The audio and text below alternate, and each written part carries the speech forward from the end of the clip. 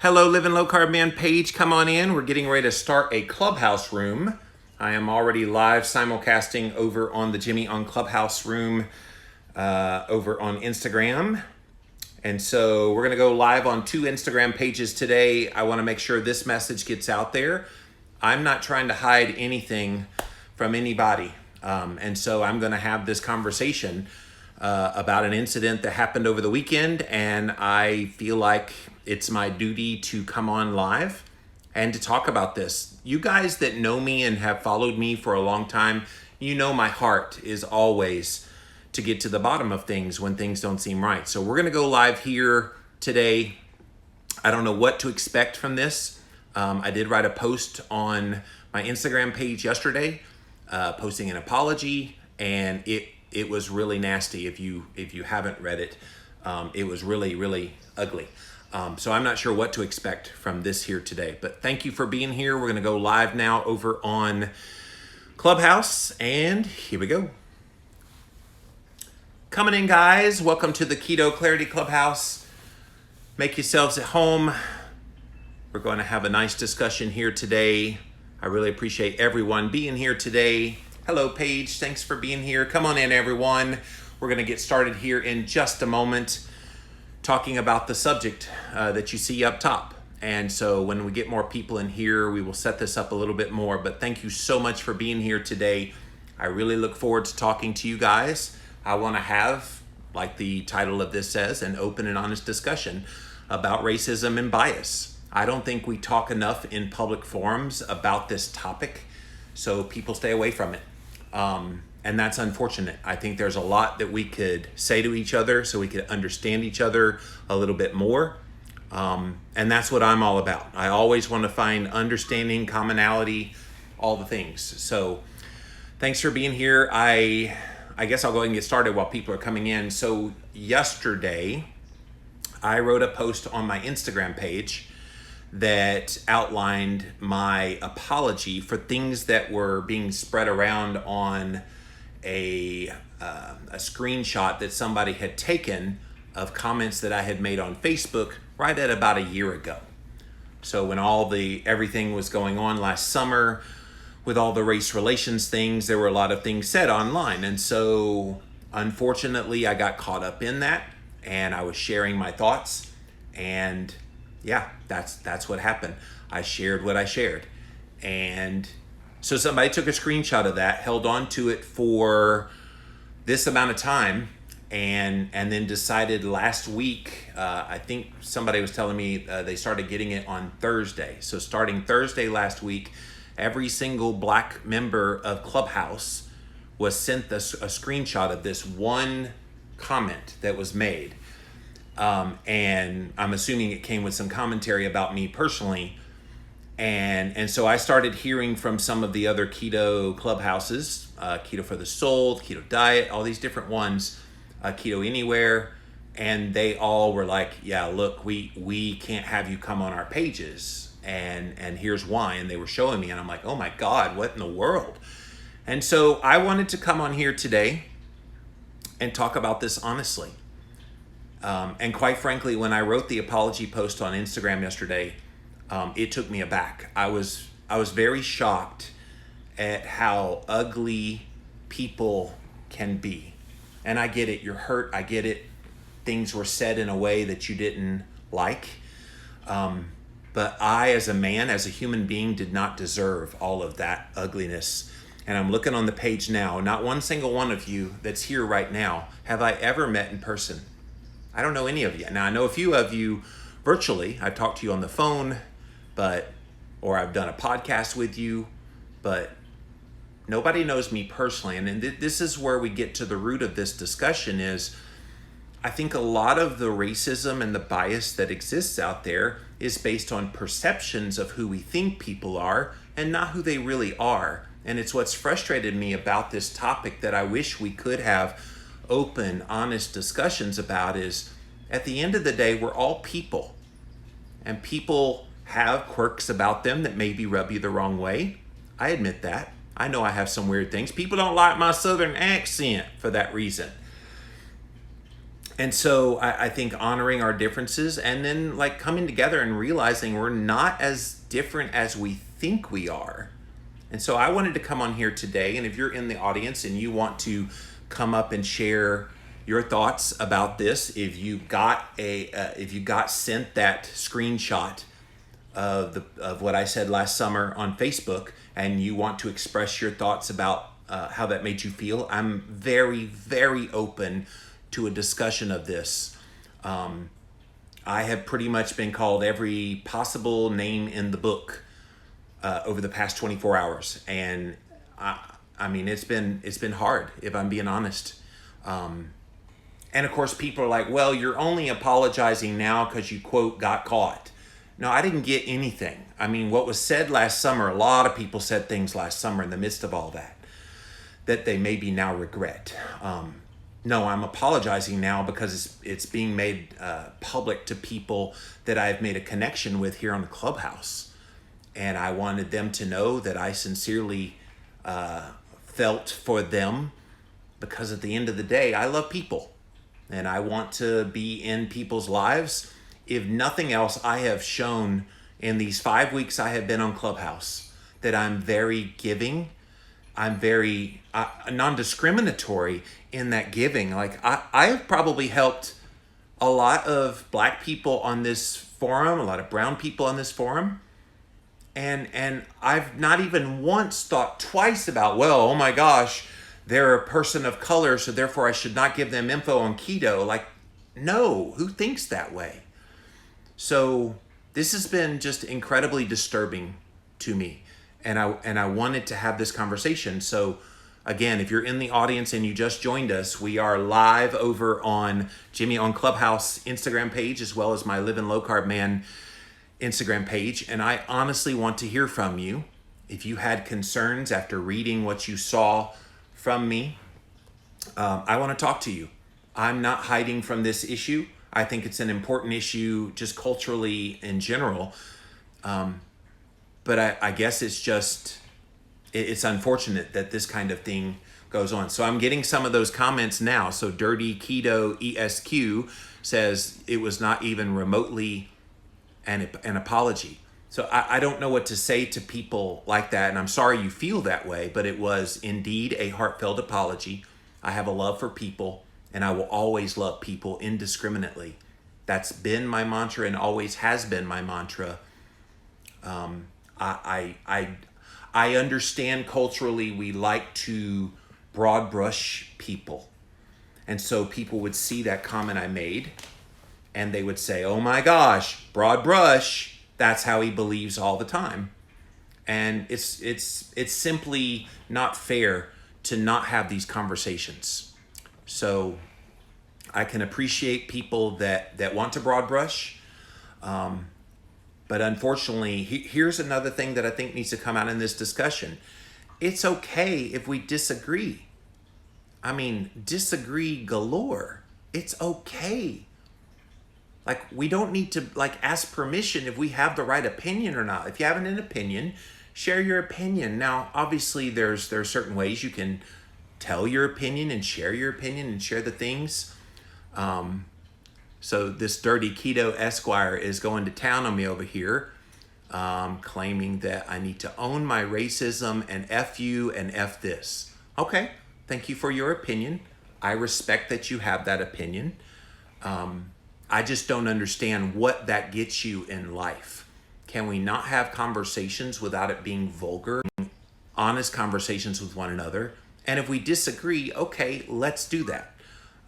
Let's disagree. Let's have the conversations, because that's how adults talk to each other. We don't have this kind of childish notion, or we shouldn't have this childish notion of bickering for bickering's sake, because then what does that get you in the end? Nowhere. In the end, you want to kind of come together as adults. You want to have discussions of ideas. Where do you disagree? And then see if you can find some common ground between those 2 points. Like, that to me is how a healthy discussion takes place. If you don't do that, then you get this contention that grows and grows and grows. So guys, if you just joined us, we are here in the Keto Clarity Clubhouse. I am having an open and honest discussion today all about racism and bias. And if you missed it at the beginning, over late last week, there was a screenshot of something that I had written on Facebook last summer, right in the heart of everyone talking about the race relations stuff. And it was passed around to literally every single member of the Black community over on Clubhouse. Every single one of them got this screenshot of something I had written. It was one comment, and in that one comment, I was pretty harsh with my opinion. And I'm not going to excuse it, but I'm just telling you that was a very stressful, anxious, emotional time for all of us last year. So I want this to be in context, because some people have said, wow, he said this 4 days ago, because on the screenshot it says 4 days ago, published 4 days ago, posted 4 days ago. And I'm like, no, somebody took the screenshot at that time, which would have been 4 days after I posted it. No, this happened last summer.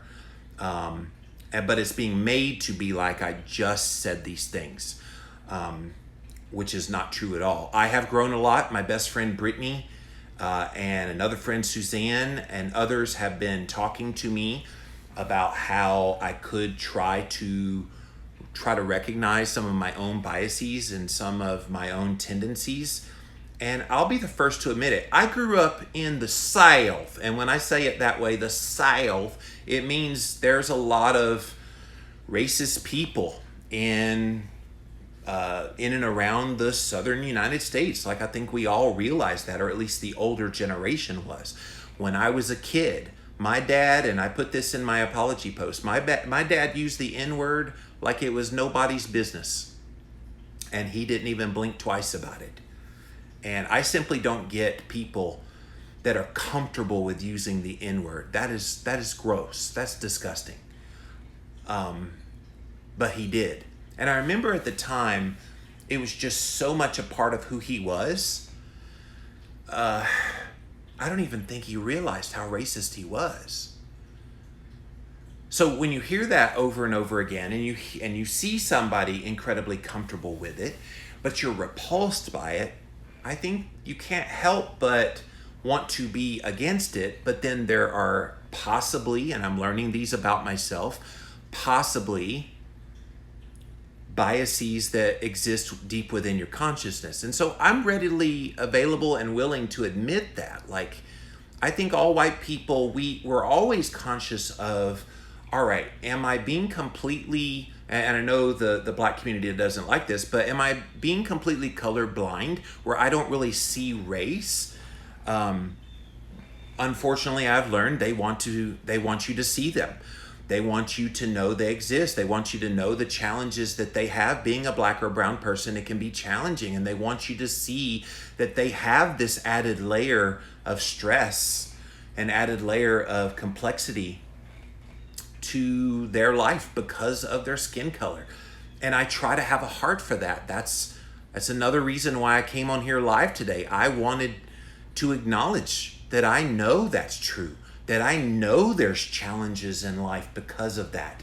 And I know, culturally speaking, there have been things that have kept socioeconomically, educationally, just life in general, kept back Black and brown communities. I readily admit that. I think where I have a little bit of problem is there are people who use that as the reason why they never try to be better. And I am a big believer in, if you believe it and dream it and you live in the United States of America, you can literally be and do anything you want. Now, I'm called a racist because I say that.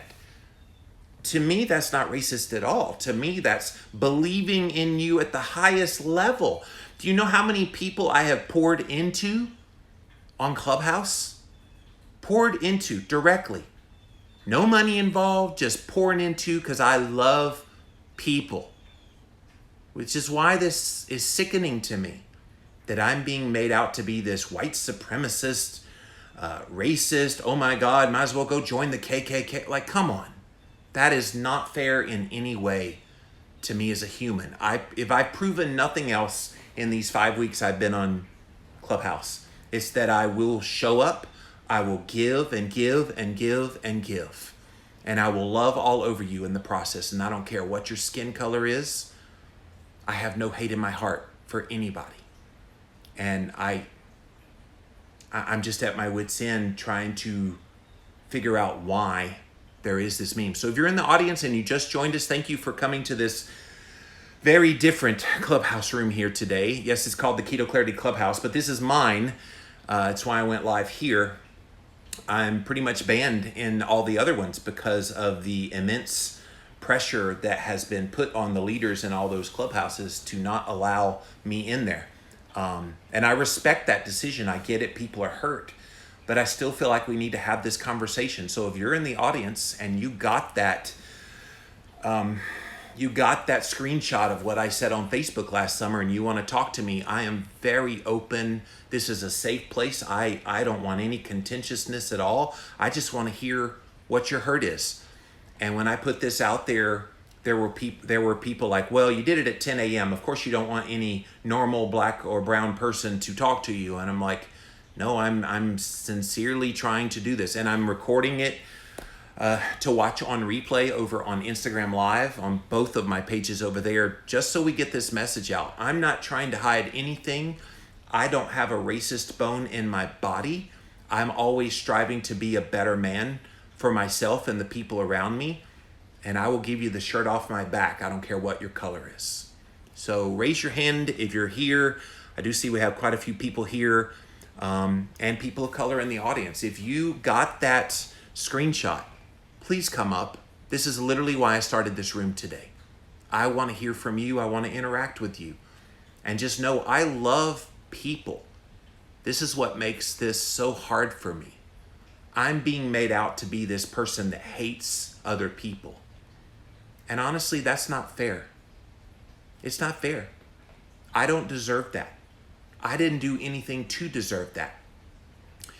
And on the money thing, oh, you're just trying to save your business. Look, I haven't made any money in my business in 18 months. COVID pretty much has killed my business model, and I'm working on other ways to make income. So let's stop pretending like I need to do this. No, I need to do this not for the money, but for the purposes of I care about people. I care about you enough that I want to come together, bring unity. In fact, when I first started talking about this last summer, the very first thing I did when George Floyd got killed was I went on and said, guys, we as a white community need to care more about Black Lives Mattering. And I put that out there. And I was called all these names by the other side of people that were truly racist. Oh my God, yeah, of course Black Lives Matter. It's all lives matter. And I'm like, okay, don't go there. Just come with me and realize there are things that are holding the Black and brown community back. And we should acknowledge that and try to help. I mean, I think there's nothing bad about having these open conversations, which is why I'm here today. And I'm going to tell you, this is incredibly vulnerable for me to do this because I didn't know what to expect coming on here today. And I'm a little bit surprised because we're over 15 minutes into this and not one single person has raised their hand to come up to talk.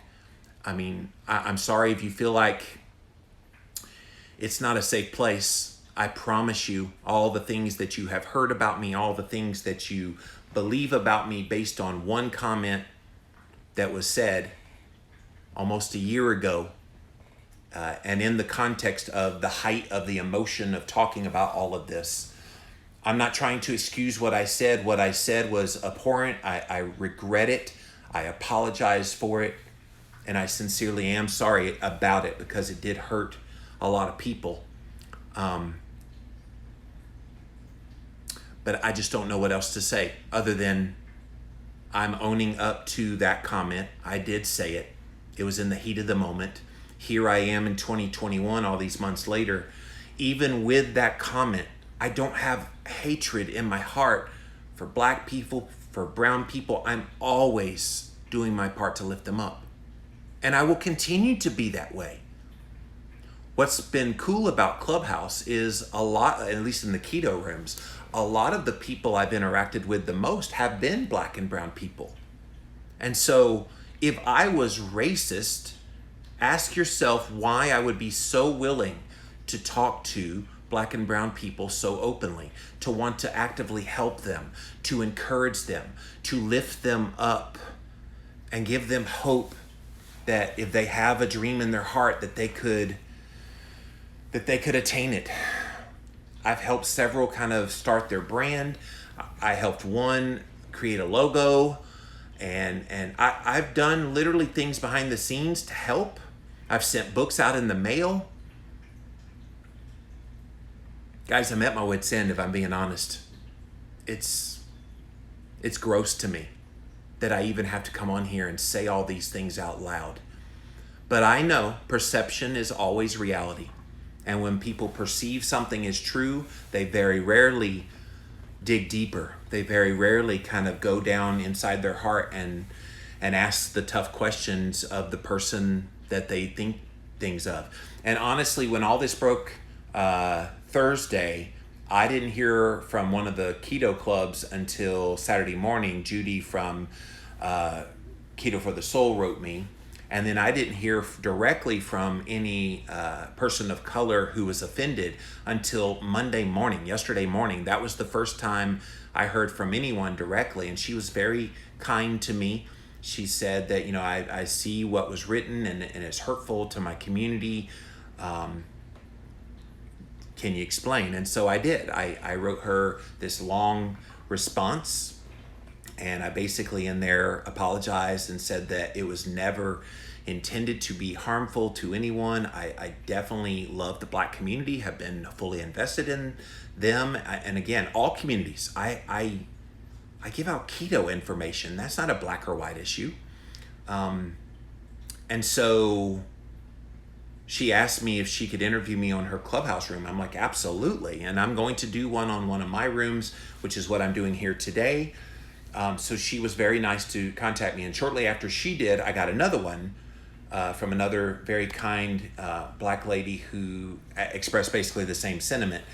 And I sent her the screenshots of my first response. And she was like, well, you write for a living, so of course it's well written and it's good, but I have to stand behind my black community. I'm like, yes, I want you to, and so do I. This is the thing that I want people to know. I'm not anti-black community. I'm very pro all communities. Like, is that bad to say out loud that I love all people, that I want to be vested in every person to be the best that they can, black, white, green, brown, whatever?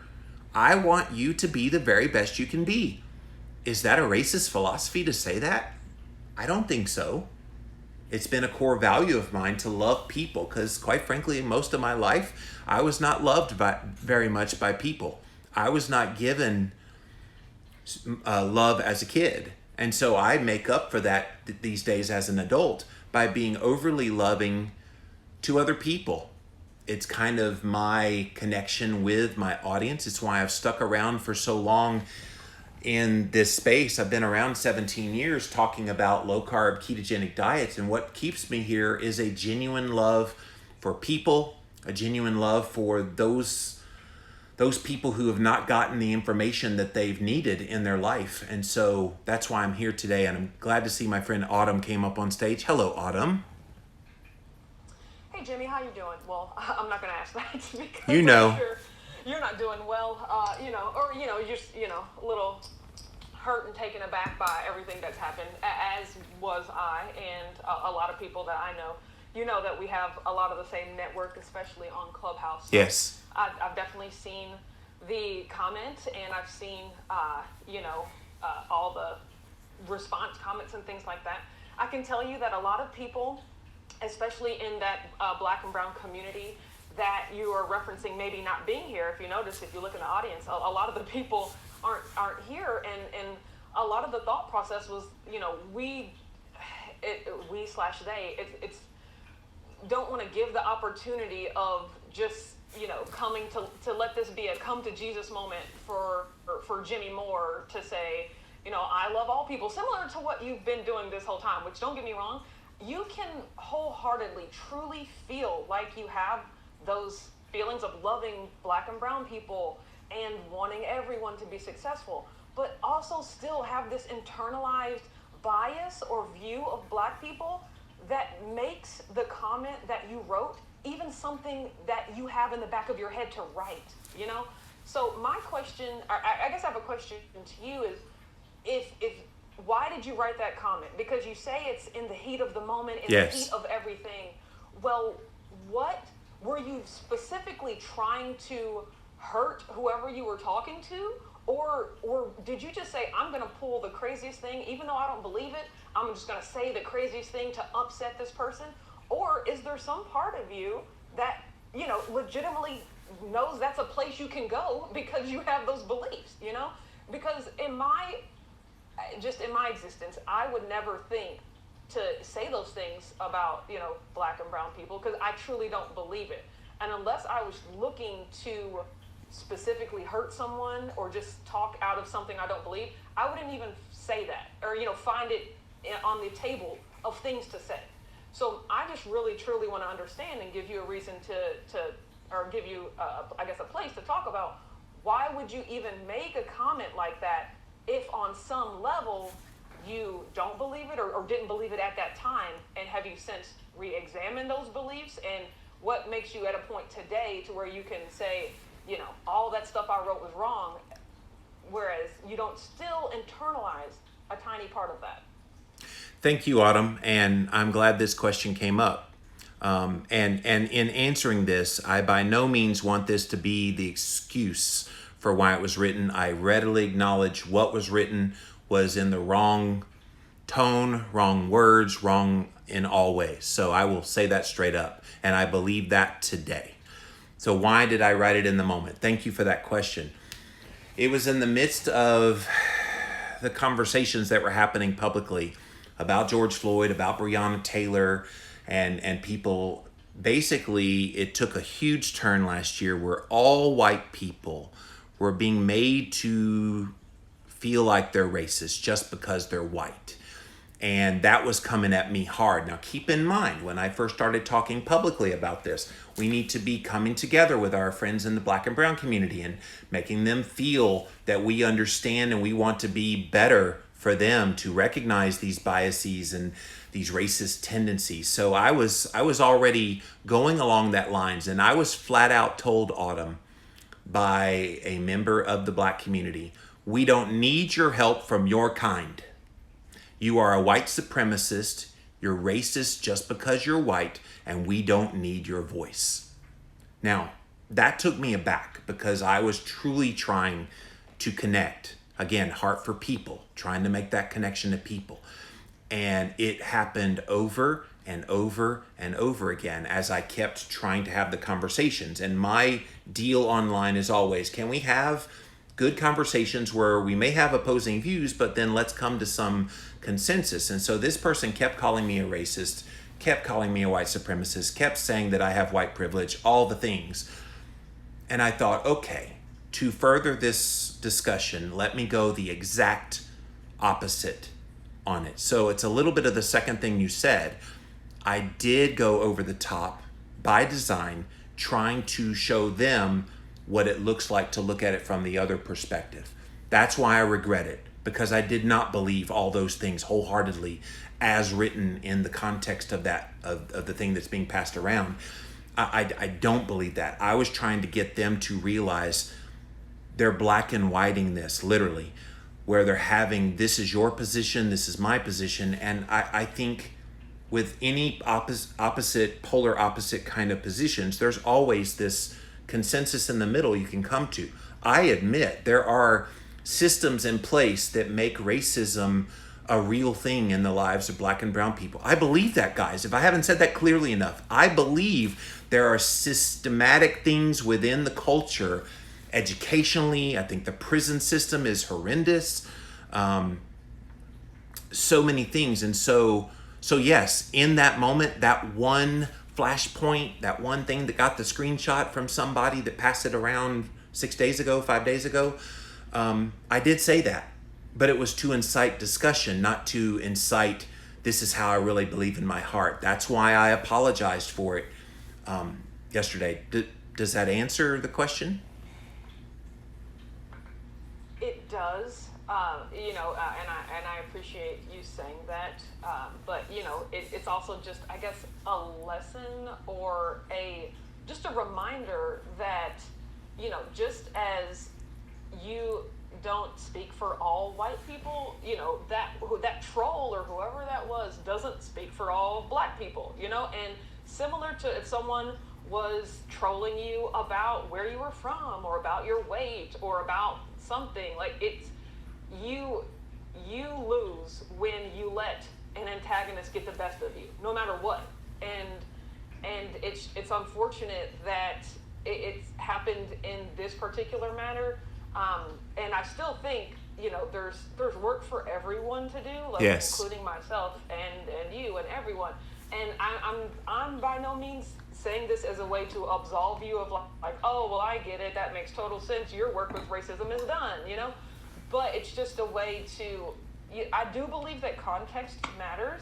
And I do believe that people are allowed and honestly should grow and change their views when they have more information. Yes.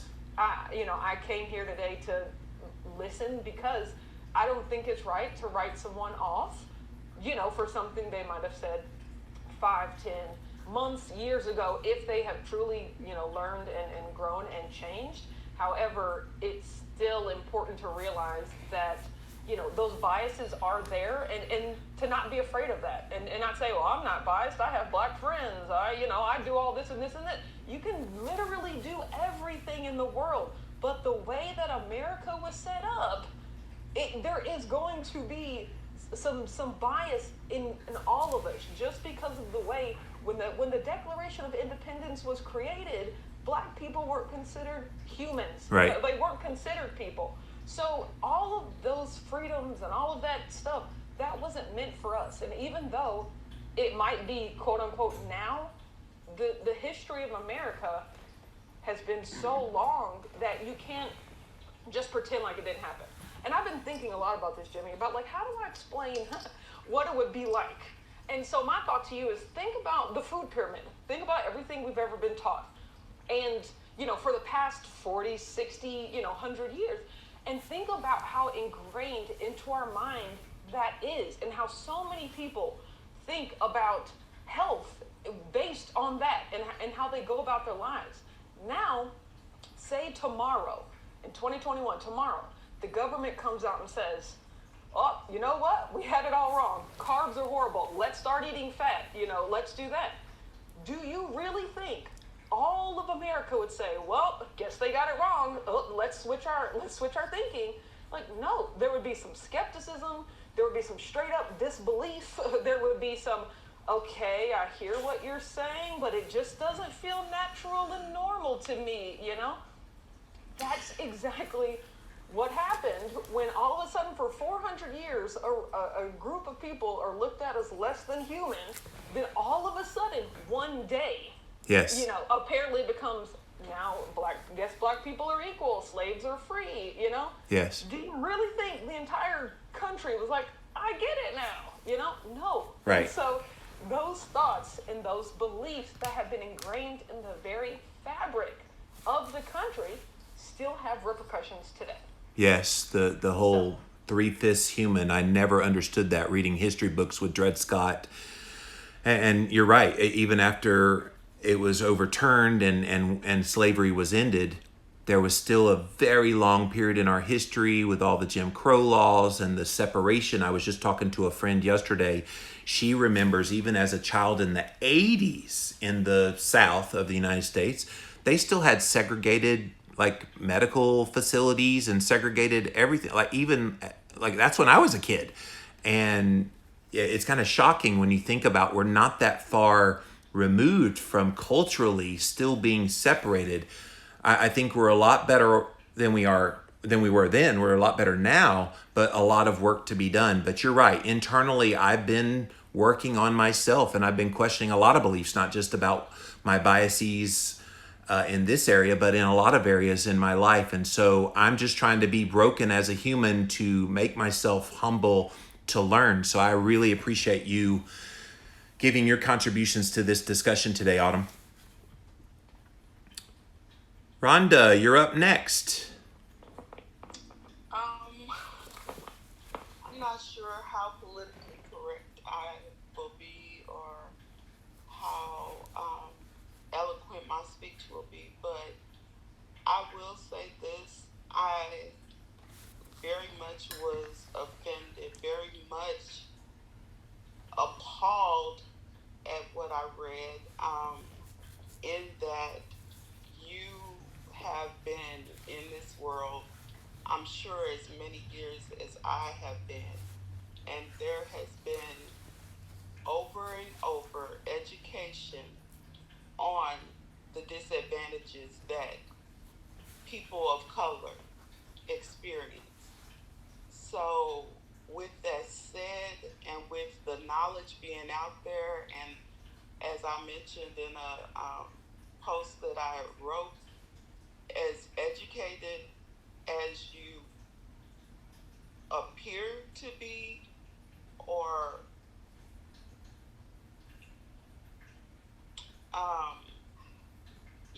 as you appear to be, it's unbelievable that you would feel as though people of color are not disadvantaged in this country.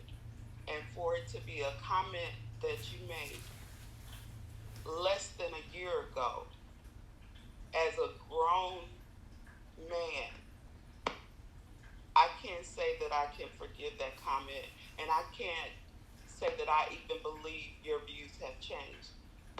I can't even understand why the comment would have even come out of your mouth, but again, I'm glad it did, because it does show, in my opinion, how a person can present one way and have such backwards thinking. Now, does it say that you are not able to turn this around and really try and understand? Because I can't. Have you read a book? Have you gone and done some further research? Have you made any efforts in those type of ways to educate yourself as well as educate your peers or your friends or your family about what you obviously didn't understand just a year ago, which blows my mind, that we all have the same equal opportunities in this country. And just what Autumn said, seeing the history of how this country was founded, how it perpetuated, continued dismantling of any success that our people of color, particularly African Americans, would prosper, burning down our institutions as simple as church. It's just appalling to me. And I listened to another interview with you interviewing someone in Canada, the gentleman who refused to wear masks, and that was my first inkling that there may be something a bit strange with what you project on Clubhouse versus who you really were, and just proposing. They're crazy for making you wear a mask. Nobody should have to wear a mask. Okay, an intelligent person who looks at the science knows that masks are important. So that made me say, and then for this to come out the second day, I said, the next day after listening to the podcast, I said, well, okay, it's all coming a bit to light. Now, I hope you decide to get some more education. I hope you decide to read and understand and not just ask for forgiveness based off of just simply, I made a mistake. Because that's some deeply ingrained thought pattern that you have, if that was something you were willing to put in writing on a public space. I'm just gonna put it plain. That's how I feel. You asked for open, honest discussion. I feel you have some that bias deep in you. I know your father was this. I know that. We can be, to a certain degree, outcome of what we grew up with. But if you're able to learn the back and forth of keto, you are able to learn the back and forth of being a good person and a person who doesn't go around spreading inaccuracies, when if you would have just read a book or listened to a true documentary, you would not have had that to say. And so, again, I'm very disappointed. I'm very, you were someone I thought was sincere. Um, and maybe you are sincere in the keto world, but in regards to genuinely uh, treating or feeling the same about each person who comes into your room, or ask for your questions, yeah, you answered quite a bit of my questions about keto, and I appreciate you for that. But I was just thoroughly disappointed and sickened that I felt like I found someone that was genuine, and it turns out that you were very much far away from being genuine. And so, I don't know. At this point, I just want to say, I hope you really take some time to study something outside of keto to help you understand that what you said was very much not true. You can look at all of the examples of how racism has touched people of color, still touch people of color, and how we find ways, because we're very smart, intelligent, um, have the tenacity to go through so many things and still come out on top. And we will always teach that. Those that are intelligent will teach our children that, so that hopefully they can touch lives. So I don't want to take up all the time, but Jimmy, that was very foul of you, and for it to have been said just a few months ago, I can't see where it has very much changed. But when you can show me some books you have read and talk about those things, even if that is on some type of website that you put, and you can talk about what you've learned and understand about people of color really having a struggle, and that you now understand that, I just think to a certain degree this is a way to keep people tuned in to you. And I don't know how much money you make off of whatever you do, but um, I was just very, very disappointed. And I'm glad you gave this forum, because I'm able to say much more than I would have written at any point in time. And for any other people who have this hidden racism and bias, please leave. Nobody needs that. And cancel culture, yeah, to a certain degree, until you really do something to show that you have made a change.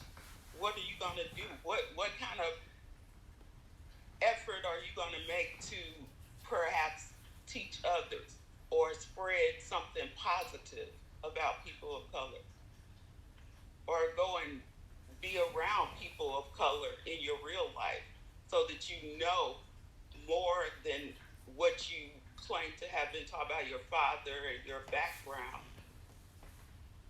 Just whatever. I'm done. Rhonda, thank you for coming up on stage. This is exactly why I wanted to do this today. Is people like you. And I've had nothing but love and mad respect for you, and I've loved all of your questions. All I can say is I acknowledge every single thing you just said. I don't disagree that the Black and brown communities have had disadvantages in America. I'm the first to stand up for that. In fact, I haven't shared this publicly before. In college, I was eligible for a scholarship, And I did not get it because they gave it to the affirmative action candidate. And I really hope I turned out okay. I really hope that that person that got that scholarship because of the color of their skin, I hope that they made something of themselves because of that, trying to make up for the disadvantages. So I readily accept that there are disadvantages out there and that we need to be doing things better. Now, as far as the work that I've done on myself, I did read Robin DiAngelo's book and White Fragility, and I have watched a lot of her stuff, and I have been trying to be more cognizant of this. Last year was a turning point for so many of us trying to learn more to be better. And in the midst of that learning process, in the midst of figuring out what exactly I believe and identifying these biases, that came out, the thing that you read. And so again, I do apologize for that comment I shared with Autumn, the context of why it came out. And I can't undo what was said. All I can do now is live my life the best I can, be the best human I can. And anybody that follows my work, you know that's all I'm about. Lifting others up, trying to make them better. And I will continue to do that no matter what the perception is of me. So I understand you don't want to forgive, and I hate that, because I do adore you, and I think you're one of the cool people on here that I was really glad I connected with. But thank you so much for your honesty coming up here. Dr. Eric, you're up next. Dr. Madrid, are you there? All right, there we go. Hey, bud. Yep. All right, hey, thanks, Jimmy. So, yeah, just a little bit about my background, too. So I'm a family doctor here in Southern California. I've been doing keto for about 3 years.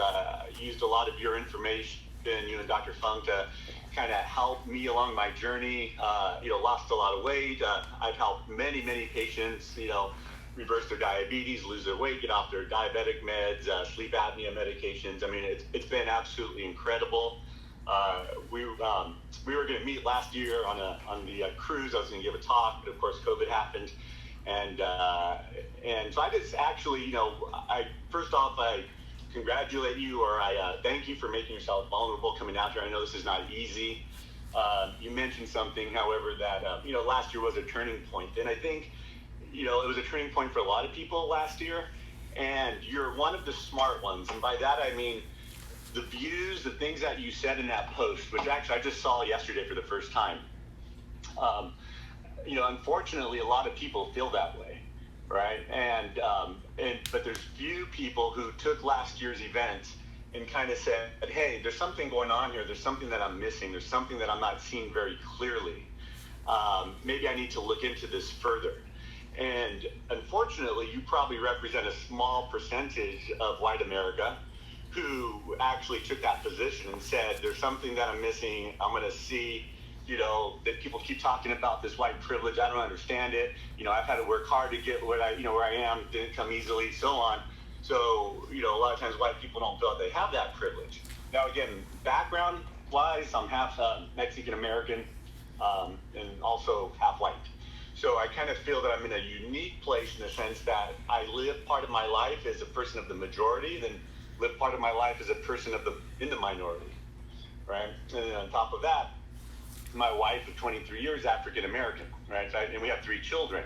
So not that gives me, the platform automatically, but I've had to learn over the years to try to see things from various perspectives. So I feel that I can see the world as a white person, because in many cases, socially, I am treated as a white person. I can empathize and understand things that my wife and my children go through that I don't necessarily go through. And at first, when we first, got together, first got married, at times I thought maybe my wife was overblowing stuff, or that she was just being paranoid, or so on. But then I realized, that, hey, people were following her in the store, but they wouldn't follow me.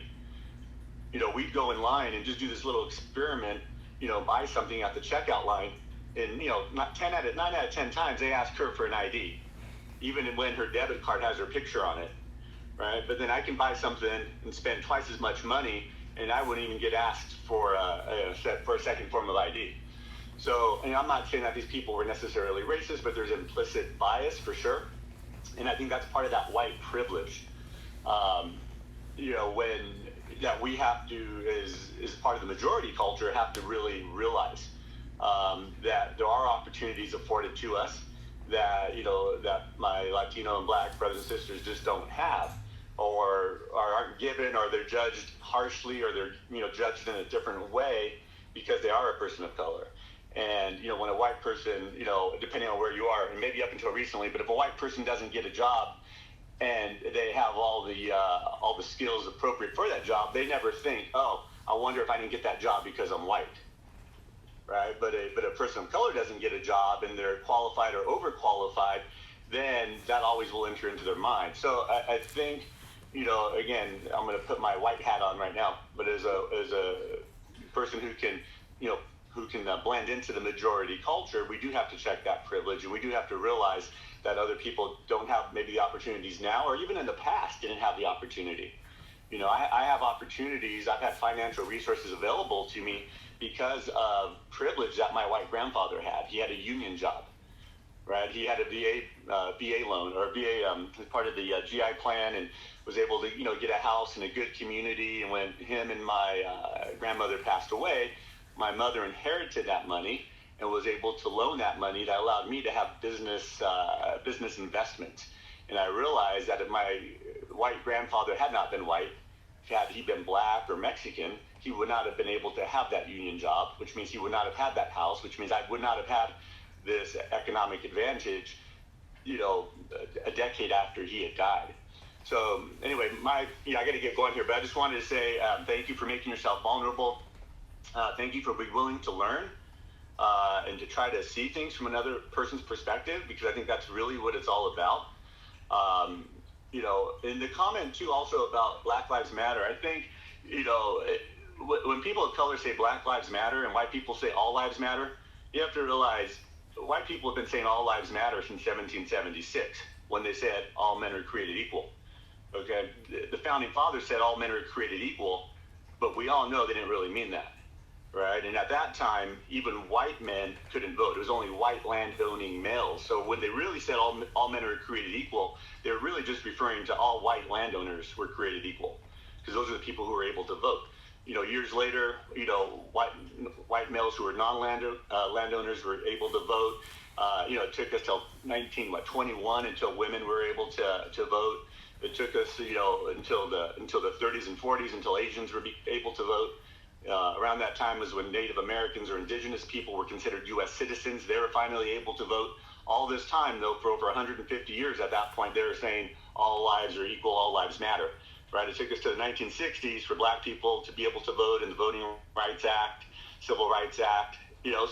So again, we have to realize, white people have been saying all lives matter since 1776. And when people of color say Black Lives Matter, they're not saying white lives don't matter.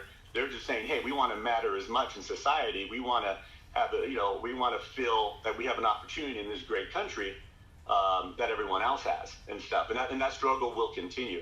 And I think white people also need to get all feel like no one's saying all white people are racist, or no one's trying to say all white people have to, be punished from here on out because of the sins of their ancestors. But it is important for us as white people to sit here and say, hey, our ancestors messed up. Our ancestors did a lot of bad things. I was not part of that. I recognize that I have advantage because of the sins of my ancestors, and I can do better. I'm going to do better. I'm going to learn. I'm going to try to see the world not from a white person point of view, but I'm going to try to see the world from maybe a African American point of view. I'm going to try to see the world from an Asian point of view. I'm going to try to see the world from a Latino point of view, and then try to have a better understanding of everything that's going on. But now all of a sudden, the majority calls that a cancel culture. See, the problem is history in the United States has always been told from a white European male history. It's his story, right? History's always been told from the white perspective. And now that we're finally telling history from the Black perspective, the brown perspective, or the Asian perspective, white people are just freaking out, saying, oh my God, you're trying to change history. No, we're not trying to change history. We're actually trying to retell history how it's always been, but it's been sanitized to protect white people from the evil of our ancestors. And now all of a sudden we realize the ancestors, you know, and the evil that they've done, which is very fragile, which kind of circles back to that book, White Fragility, which I do recommend people of all backgrounds read. So anyway, Jimmy, I have to go see some patients, so I just wanted to kind of chime in and thank you for being open to make some changes. And if everybody else out there who had kind of a Eurocentric point of view and sees the world from a white perspective only was willing to at least be open and make themselves vulnerable like you, I think we'd actually make some progress here in this country and amongst race relations and with all people. So have a good day. Thank you, Dr. Eric, and I really appreciate you sharing your very unique perspective on this topic. And yeah, I'm literally here today because I want to be better, because I don't accept my past. I don't accept my biases. I want to learn. And I often have friends in my life, and they know who they are, who challenge me on those unspoken biases that show up. And they're just like, you need to do the work. So I don't really know fully what, quote, the work means, other than just continuing to educate and continuing to be in people's lives. So again, thank you for showing up. And next up is another one I've connected with here on Clubhouse, and I love her to death, Janelle. Good morning, Jimmy. Thank you for creating this space for a woman of color myself to be able to come and share with you. As echoed prior, I was very disappointed. I raised my eyebrow quite a few times when I read the comment. And I came in here just to hear, not really to share, but you said something and I felt the need to, just raise my hand and come up. When you were speaking about the opportunity that you got to go to college, and the college was given to someone of color, due to the affirmative action, I heard a little bit of bias there when you said you hope that they made something of themselves based on their disadvantage. And while you're here to learn, I just wanted to point that out. I am of the belief that if anybody is trying to further their education, it is because they have the intent to better themselves. So I just wanted to point that out, that is a teaching moment for you, because while that person got the scholarship, it didn't put you at a disadvantage. Hopefully, I should say, I hope it did not put you at a disadvantage, that you did not get the opportunity to receive that scholarship. So when we talk about Black Lives Matter, and like Dr. Madrid correctly said, the answer or the response is, well, all lives matter.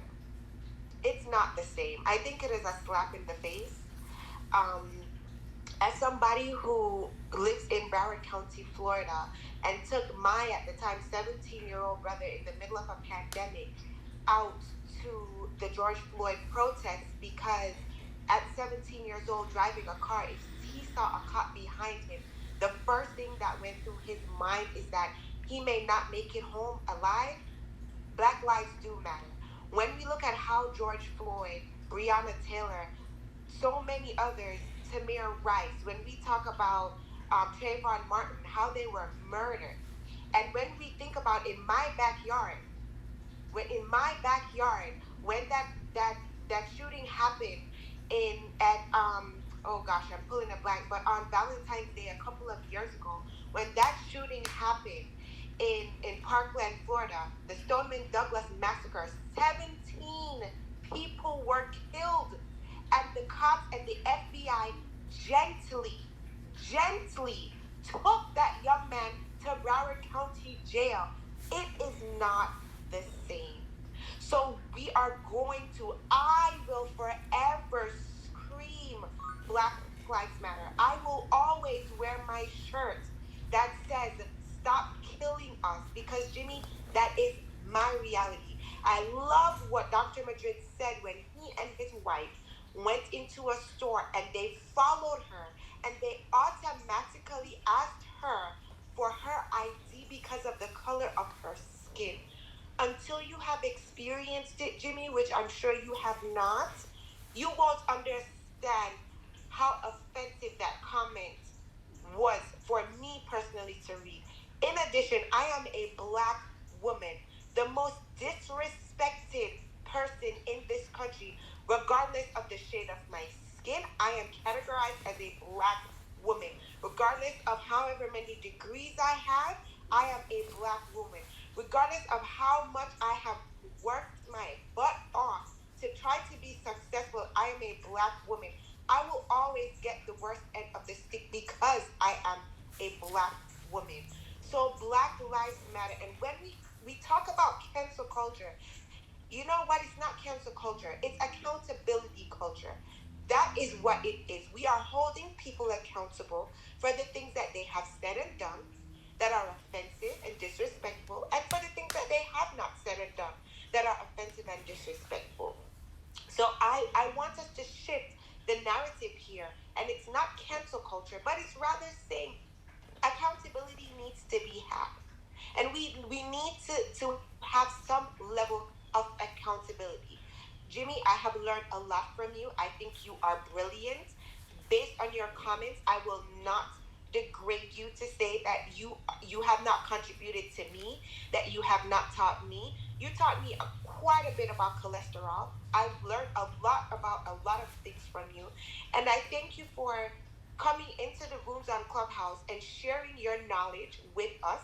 I thank you for coming into the rooms on Clubhouse and laughing with us and sharing moments with us that, you know, your personal struggles and what you may be going through, and we've rooted for each other. But I'm not saying, Jimmy, that I'm going to cancel you, but I'm going to tell you that I'm putting you on pause because I want to see the work that you are going to do to show that we won't just be friends on Clubhouse. That if you are in an uncomfortable situation or there's an uncomfortable conversation amongst your peers, that you'll be able to say, guys, you know what? I'm not where I need to be yet, but I'm doing the work to get where I should be. So I am going to sit this conversation out because I've realized that I have some biases, and for me to become the best version of Jimmy Moore possible, I can't partake, I can't engage in these types of conversations. And I say all of this with love in my heart, Jimmy. I have absolutely no hatred towards you. And the reason why I don't have hatred towards you is because you decided to have this open and honest discussion. That is why I won't have hate in my heart for you. And I publicly don't cancel you. But Jimmy, I have to put you on pause because I am a Black woman and I am a Black immigrant woman. So I have two things against me. Being born and raised in Jamaica, moving to this country as a teenager, I have had to work twice as hard in comparison to somebody who may have been born here and who have had certain opportunities. But it doesn't mean that I don't have the same struggles as my fellow American woman, African American woman who was born here. Thank you for creating this space for me to be honest with you, Jimmy.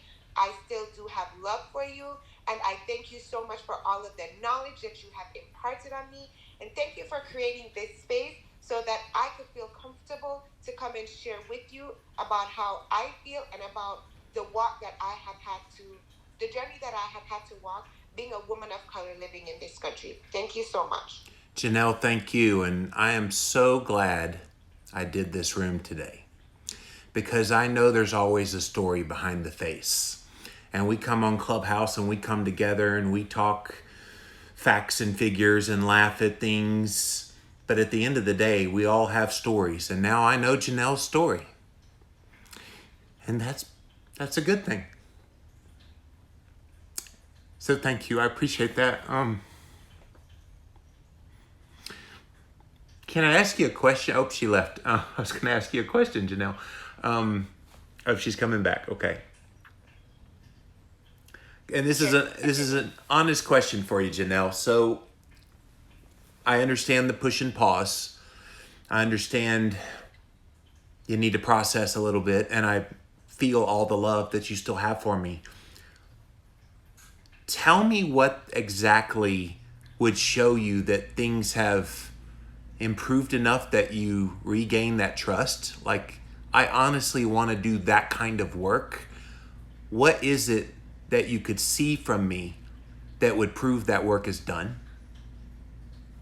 So, you know, Jimmy, when you asked that question, the first thing that popped into my mind is when, you know, as a heterosexual woman, when I meet a guy for the first time and he asks me, what is the type of guy that that you want to date or that you like, because this person will act the way that I want them to, in order to swoop me or win me Right. over, and their true colors will show.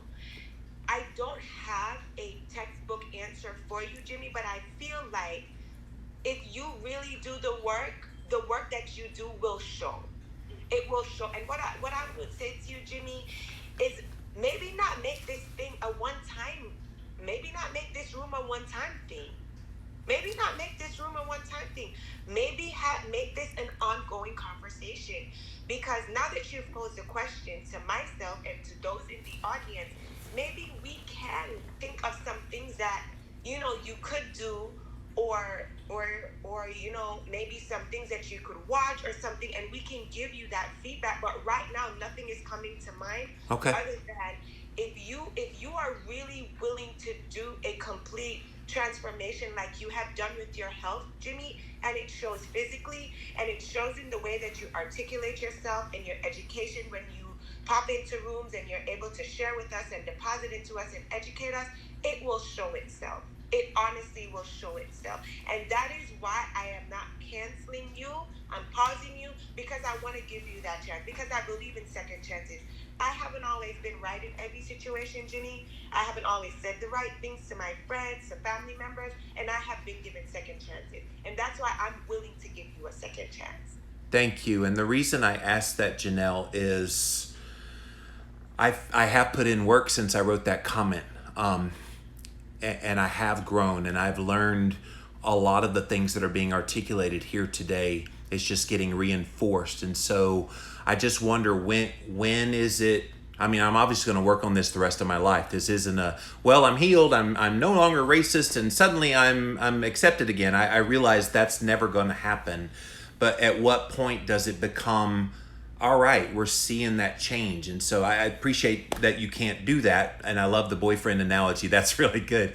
Well, it just act like I want him to be, and then his true colors come out later. I guess all I can be is who I am, and let it speak for itself. Thank you, Janelle. Jimmy, not to go out of line. Yeah, go, Jasmine. When it comes back to me, I want you to ask that question again, because I have an answer for you. Okay, I don't want to go out of line, but I don't want to forget to answer that. No worries. I will definitely have you share your thoughts on that here in just a moment. Hader, thanks for coming up on stage, and welcome to Clubhouse. Did I say your name right? Hader, there you go. Yeah, it's Hader. And thank you so much for creating this space. I think it's such an important topic to have this discussion with white people, with people of color, because it's such an intricate, deeply painful subject, and deeply painful on both sides. It's painful for the person of color to re-experience, or maybe even learn different ways that they are seen by other people, and how their lives were impacted. And it's also painful for the white person to realize how much how much racism, or how much ideas against people of color exist in them. And I stand in a perspective where I have both. I grew up and was taught racist ideas, and I've been on this journey of acknowledging it, and it is, but I'm also on the receiving end of it. So I think what helps me navigate this field is looking at it from a mental health perspective, or generational trauma perspective. So you can look at, someone who grew up Black, how that experience has restricted their lives, versus, say a white person who had an alcoholic mother, and say those are the only two things that happen. Obviously, both innocent children, Black and white, had no choice but to grow up in this environment. So then the question is, and I'm not going to answer this from a mental health perspective, which situation, which impact is worse? Like, which one is cancer stage 4, relating it to physical health, and which one is just, maybe like an organ failure? Now, compounding all these things, a black person or a person of color, I'll speak about a person of color because it's a reflection of myself.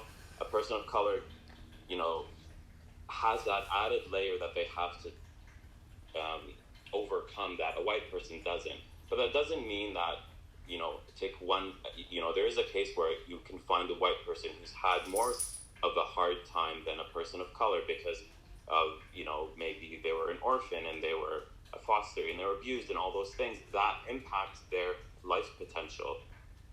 But so I think it's, I'm kind of here rambling, but I think it's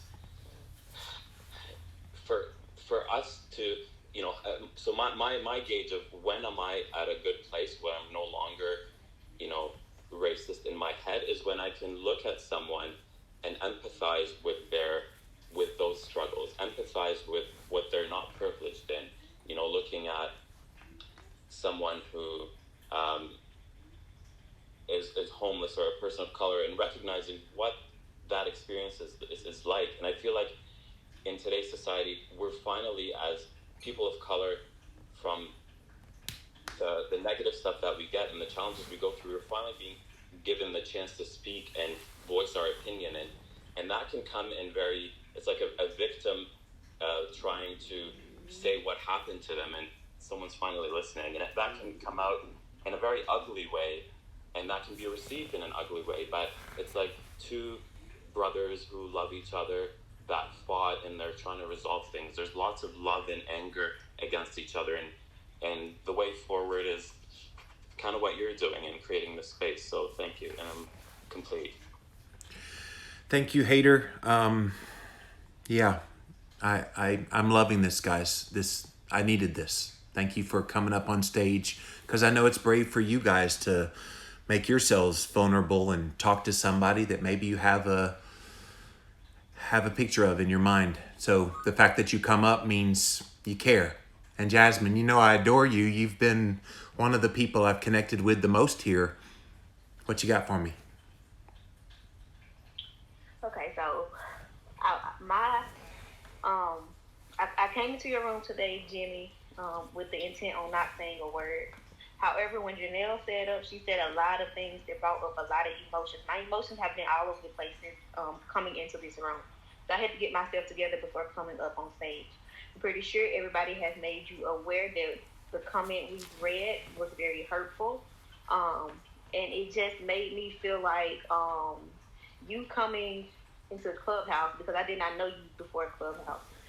You coming into Clubhouse, connecting with all of us, especially the people of color, you used it as a opportunity to gain fame from our community and to gain popularity.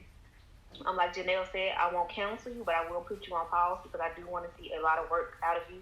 I want to see you educate yourself on different topics on racism and the culture of people of color. But not only that, to answer your question on what can you do, educate yourself. There's schools that need the information on how to better themselves, how to get into colleges, how to get those scholarships, and those schools that are in poverty, they need help with their health. Most of all, I know you love health, so that could be one way of you giving back, and not only giving back, but getting into those communities, seeing firsthand on what they go through, on what the day-to-day battles they have to do. Janelle spoke on her brother, and I have a 5-year-old son. Just to put this in perspective for you, Jimmy, I don't know if you have any kids or not, but no. My son has had to, I try to shield him from the things that's on the news, but I know that's not a good idea because, he needs to see these things. He needs to learn about these things. Even though he's only 6 years old, every time I've ever gotten stopped by the police, he cries. I'm telling you, he shivers. Like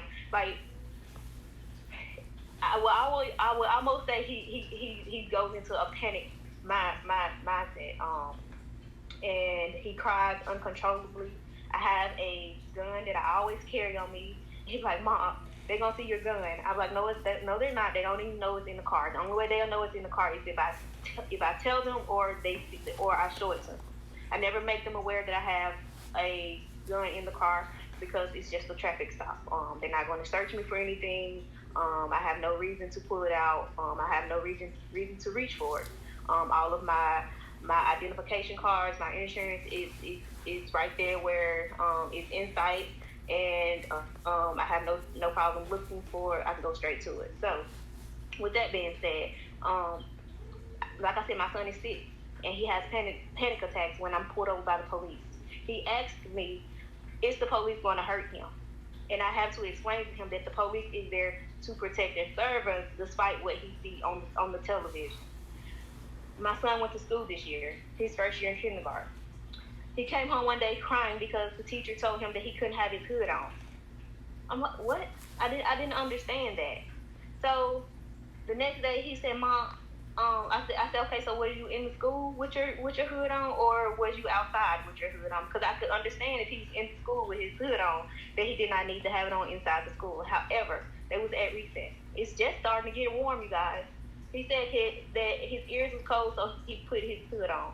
I'm not understanding why my 6-year-old son can't have his hood on at recess. You know?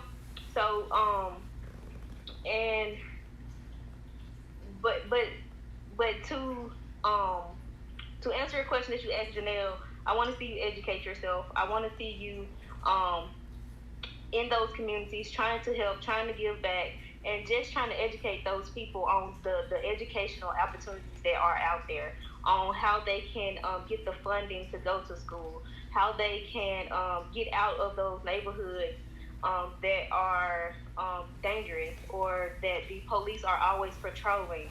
I've even encountered my brother was walking down the street, and I was about to pick him up, and the police, pulled his gun out because he had a backpack on him and walking down the street. There's things like that you won't get to see unless you take a walk in our shoes, unless you put yourself in those neighborhoods and understand where we are coming from. I've had to work really, really, really, really hard to better my life, to give my son a life that is comfortable. I always strive to do better, to give him the things that I never had. And so that's what I want to see out of you. I want to see you put the work in. I want to see you educate yourself, and just try to understand, where we, people of color, are coming from when we are giving you this advice.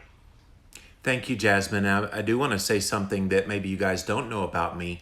So I'm active in church activities, and one of the outreach ministries of the church is going to the hood, basically going to the projects and witnessing to these kids and showing them the love of Jesus and playing basketball with them and feeding them and all the things. So that is something I'm actively participating in, trying to be an influence. Even as a older white guy in America, I do have a heart, especially for kids. So I appreciate the suggestion. I will do more in that area. So thank you, Jasmine. Takaya, you're up next. Okay. So it's going to take a lot for me to compose myself while talking to you, Jimmy, because my number one question to you is, if anything you're saying is true, you wrote that back in October. Why haven't you come back and rewrote something or said something or made a public room like you did today on TikTok, on Clubhouse, to address what you said? The only reason you are addressing this today is because you were called out by the brown and black community. You are not doing this because you want to.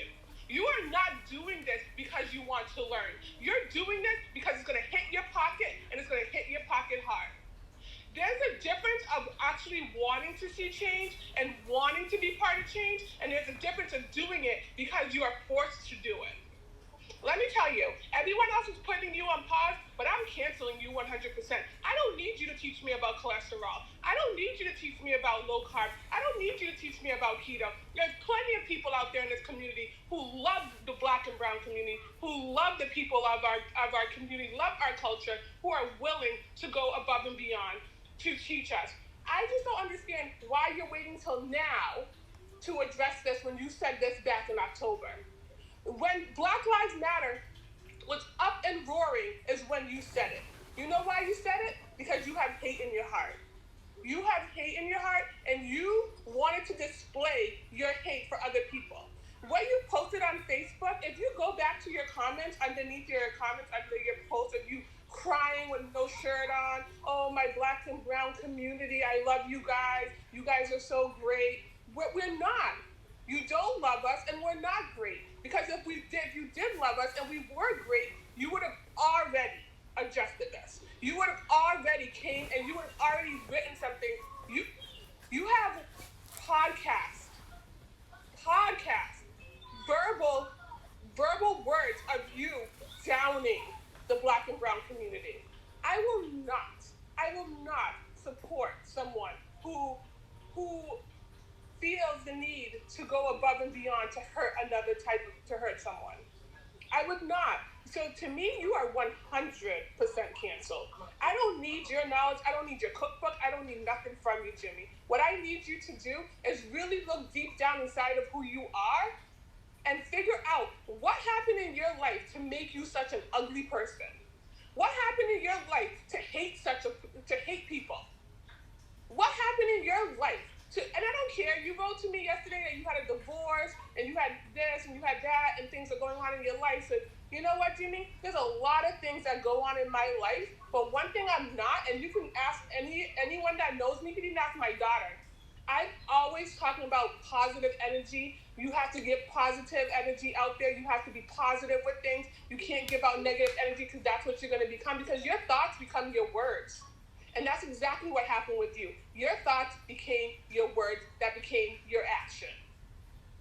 And the fact that you did not come to the stage before getting called out is mind-boggling to me if you're doing work. And just because your church is out there shooting basketball with the brown little boys in the quote-unquote hood don't mean nothing, okay?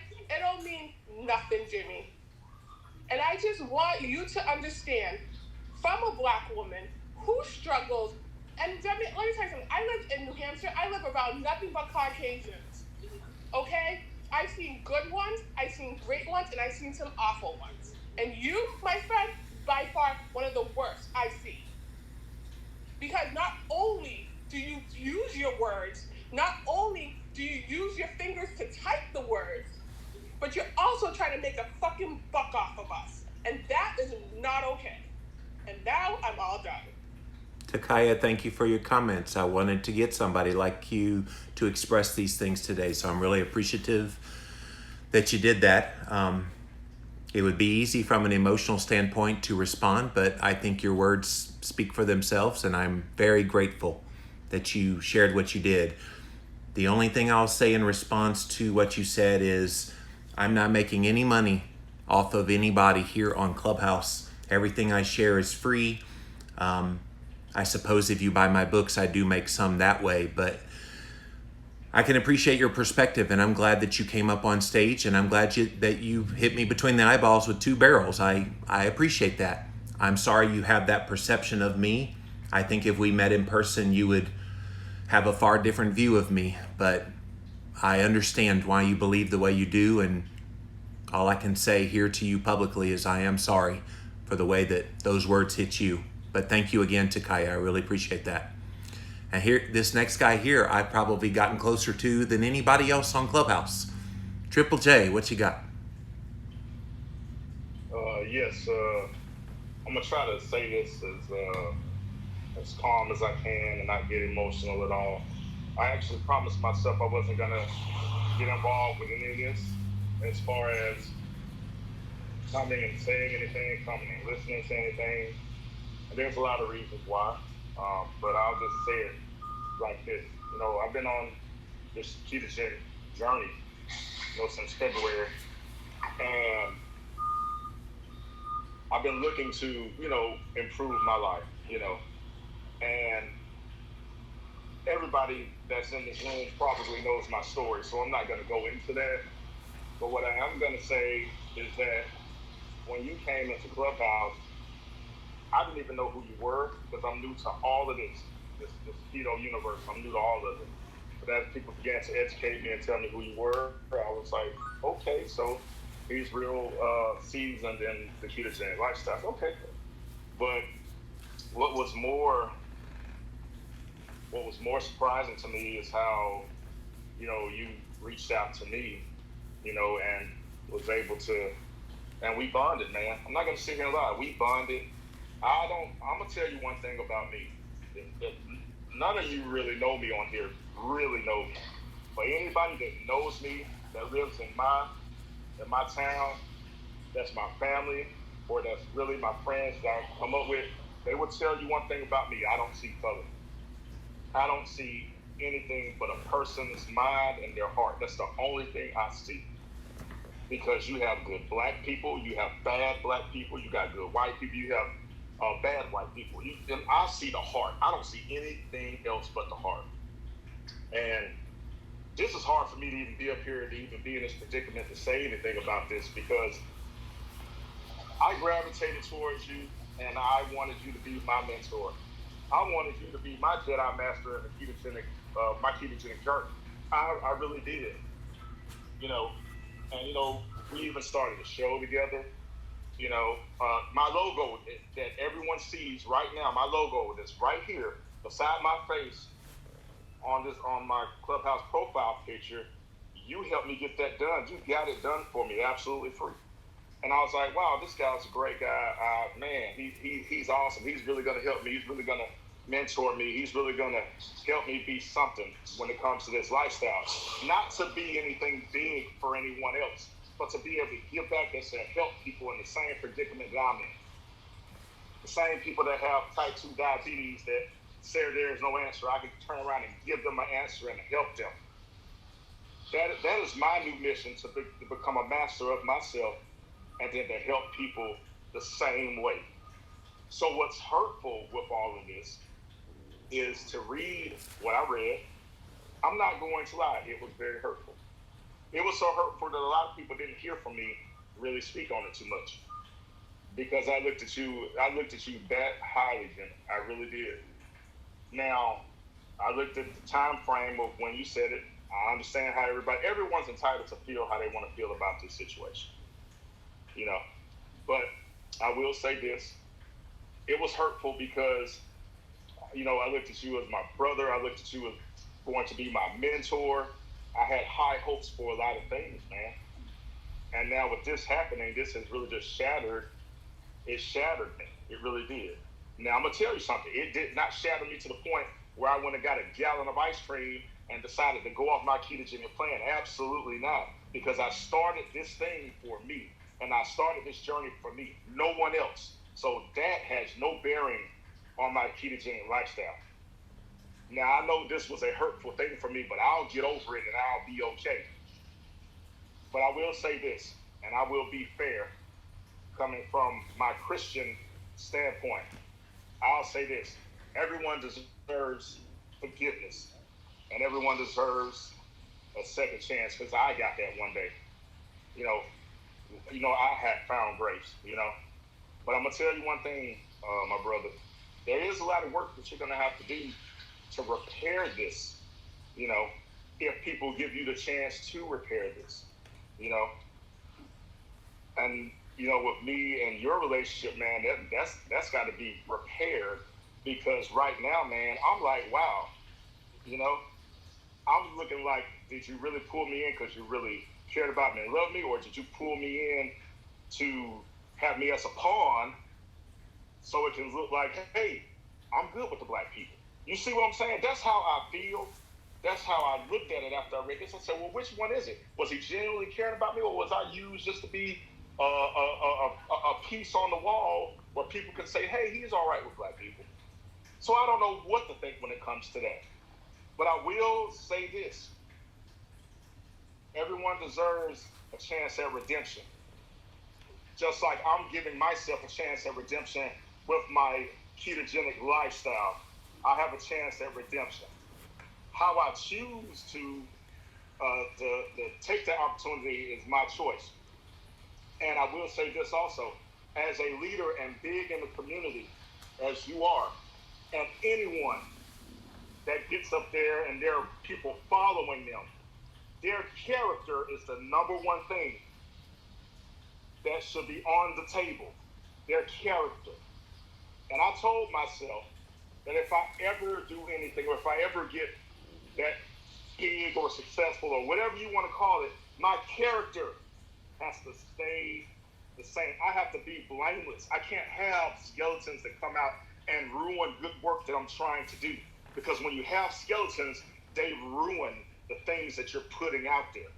People can't really take a hold of it and take it at face value because of people's character. And I told my boss man on my job this. I told him there is no way I can follow a leader that doesn't have good character.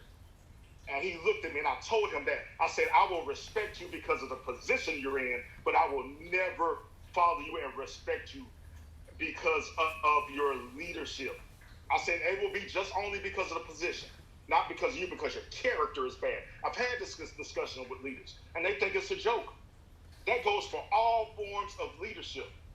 If your character is bad and you're doing stuff undercover, doing stuff on the side, and then it comes out of the closet, how do you think that's going to make you look? All of those people that followed you, all those people that had their heart and soul poured into you, ruined and broken now because of things that you've done. And I'm not saying that we all can't make mistakes, but some of this stuff, man, we can't get ourselves entangled in and call ourselves leaders, call ourselves influencers, call ourselves whatever we want to call ourselves. It's unacceptable. I'd rather just sit down and not do anything if I'm going to have bad character. So I'm just telling you this from a brother to another brother. There is some work that needs to be done. I forgive you for the situation, and I'm going to be praying for you that you can have redemption from this whole incident. And there will be people that will not forgive you. And you have to be okay with that. And it's like if I did something totally wrong and I had a bunch of people following me and I had people leave and turn away from me, it would be the same thing. I would have to go on with that. But I just wanted to say that I was very hurt. And I don't know if I was a chess piece on the board or I truly was your friend. I really don't know right now because I'm looking at this post and you can't blame me for how I feel. No one can blame me for how I feel. But I will tell you this, no one will be able to stop me from achieving my goals. I don't care if people support me, pour into me, or don't pour into me. I'm going to start pouring into myself, and I'm going to be okay. Jimmy, I thank you for your time, brother, and I'm praying for you. Triple J, thank you so much. I was hoping you'd come up because I do truly love you in my heart, and I truly do see you as a friend. By the way, you have the 2 books I promised I would send to you. They're on the way to you. So I hope you can learn from those and that they help you out in your journey. And I am very proud of you. And I do think you have big things coming your way because you have a heart of gold, which is why I connected with you. Thank you for your comments. Tanisha, you're next. Hi, Jimmy. How are you? So I reached out to you yesterday in regards to the comment that was sent to me. And I'm not going to repeat a lot of the stuff that was already said. However, the question hasn't been asked and it hasn't really been answered yet. Okay. Why did it take you this long to come out and speak on that if that's not truly how you felt? It's a great question. Can you answer that question? Oh, I'm sorry, Tanisha. Yes, ma'am. So it's a great question. And honestly, until this was brought to my attention regarding it getting passed around to the Black and Brown community here on Clubhouse, I didn't know people were upset by that comment, honestly, because on the Facebook post itself, it really wasn't made to be something that, oh my God, are you sure you want to say that kind of thing? So when this came out and then looking at it again, Judy from Keto for the Soul sent a copy of it to me. And she's like, this is what's got people upset. And so looking at it and trying to see it through the eyes of the Black and brown community, I'm like, oh my God, I can see why that would come across as hurtful as has been articulated all throughout today. So that's the main reason. It wasn't that I was trying to hold off until some better opportune time that it was expedient to me. I didn't know it had hurt people until this came to light. So as soon as this did, I set out a plan. I want to talk to people. I want to open this up because I want to share my sincerest thoughts on this, that it was the heat of the moment. And I certainly did not mean for it to hurt anyone in the way that it did. So does that answer? With you, again, like I probably have a lot of emotion that I'm holding in, but I'm gonna talk to you in a professional manner. So with you not thinking, right, that's gonna hurt people, that means that you really, really felt that way. And again, I'm assuming, and based off of the evidence and everything like that, that you really felt deep down inside like there's no systematic racism, that Black and brown people sit on their asses all day and want to be lazy, so forth and so on. I don't need to read the whole comment, but if you felt like that didn't hurt people, that means that you truly believe that. You truly, as Jimmy Moore, believe like that is what it is. And then also, like, a lot of your followers, like, I understand everybody's saying educate yourself.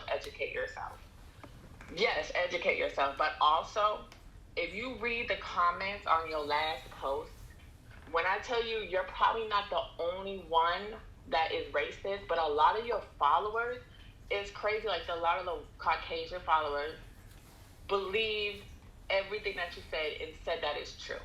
So not only do you need to educate yourself, but upon you learning about that Black and brown community and how we strive and we work hard for what we want, and that in Caucasian communities and Black and brown communities, there are all types of people that are on the higher end and on the lower end, that it's not just our community, then you also need to educate your platform. Like, you have a platform where you can educate millions of people. And so when you learn it, you need to teach your followers, because they're not going to receive it from us Black and brown people, because they feel that you're empowered, that you supersede our viewpoint. And I've seen that based off like some of the comments that I was reading. Other people within Keto for the Soul were responding. Some of your followers, they are like, I don't even know why you apologize. Because all you guys agree that Black people are lazy, don't want to do the work, just are not smart. There's no systematic racism. I've never said you're not smart. I've never said you're not smart. Well, not smart. Well, I'm saying within your thread. Okay? And I've never said you're lazy either. I never said you were lazy. That's what it said in the comment. Okay. Let me resort back to that. Okay. But again, like that, I don't really know you, right? I only met you through Credo for the Soul. So I'm not going to be the one either that is going to put you on pause. Like, I'm going to cancel you too. But I just hope that moving forward, you definitely educate yourself and other people that you surround yourself with, so they know, like, our community is not all negative. Our community is not bad. Our community is not lazy. There is systematic racism that is real. Just because there's no segregation right now, per se, quote unquote, does not mean that racism isn't real. Does not mean that systematic racism doesn't exist. It exists. But until you walk in our shoes, right, which you probably never will, you won't know that. So you just see the surface. You don't see that when we go into corporations and stuff, if there's a Caucasian and an African American or a Black and brown person, that Caucasian is probably going to get it unless the minority count is low within the corporation. So believe, like, and I can go on and on and on. And I know, like, Triple J said that he's gonna, redeem you and stuff like that.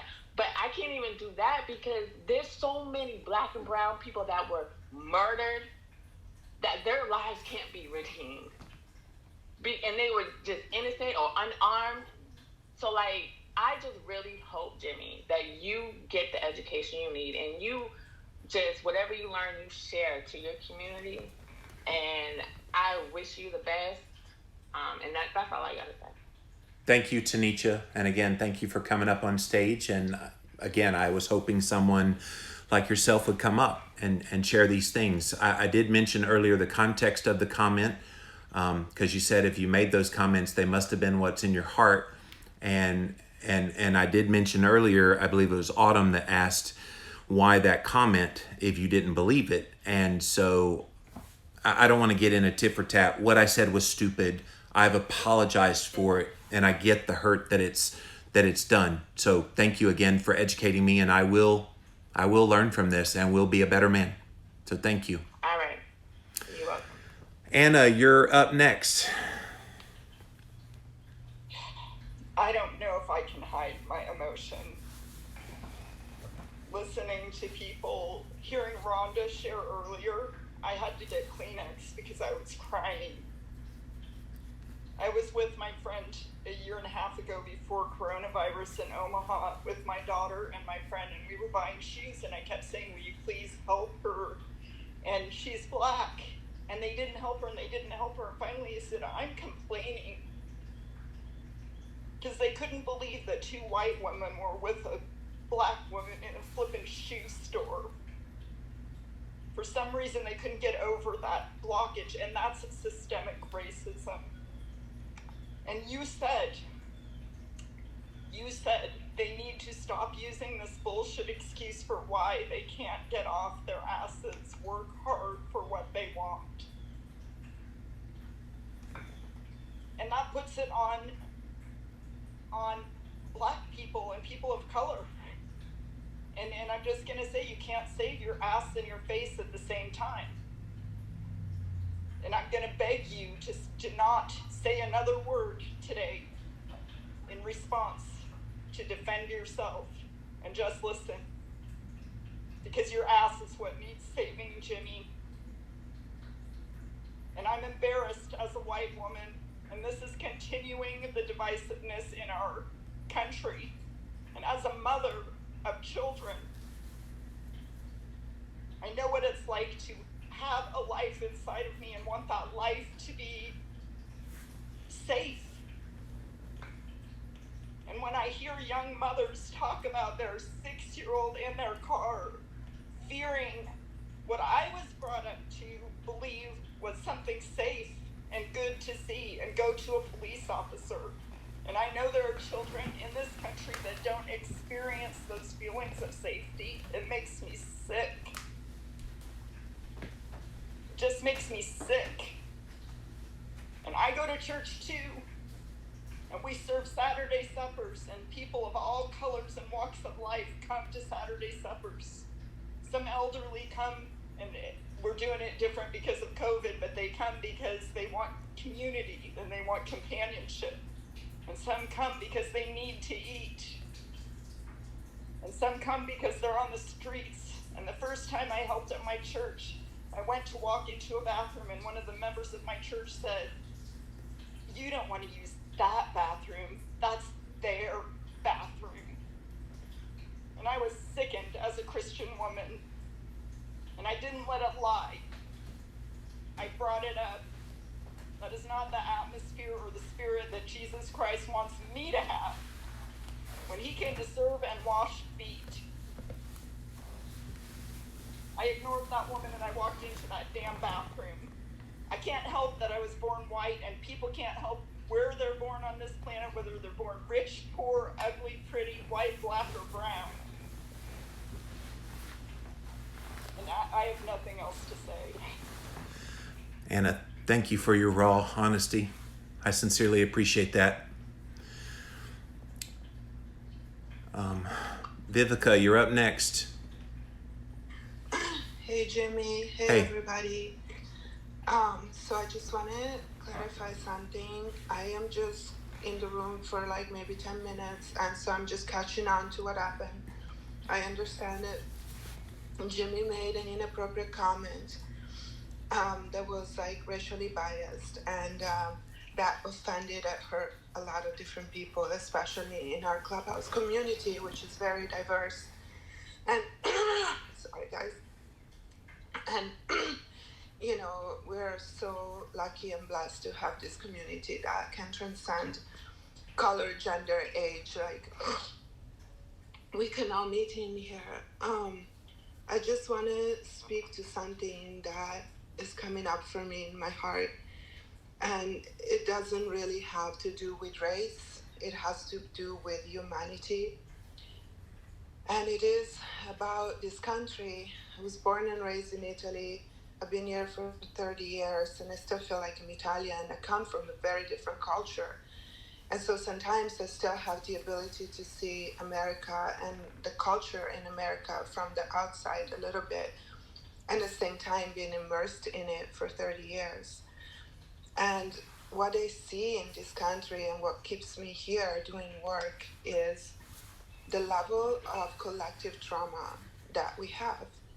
And I try to speak about it more and more in my work because I think that there is a collective awakening and taking stock of how deep and deeply ingrained those racial prejudice is, you know, is still so deep running in this country. And why? Because it's a trauma pattern. It's something that, just like trauma patterns, is handed down from generation to generation through traumatic experiences. And it takes all the compassion in the world, you know, and for those of you who are Christians, that's something that we can learn. I'm not Christian, but I believe in the teachings of Yeshua, and one of his main teachings was deep compassion. So I feel like we really need to kick in the compassion if we want to resolve this divisiveness. Because look, guys, I mean, divide and conquer, right? They want to keep us divided.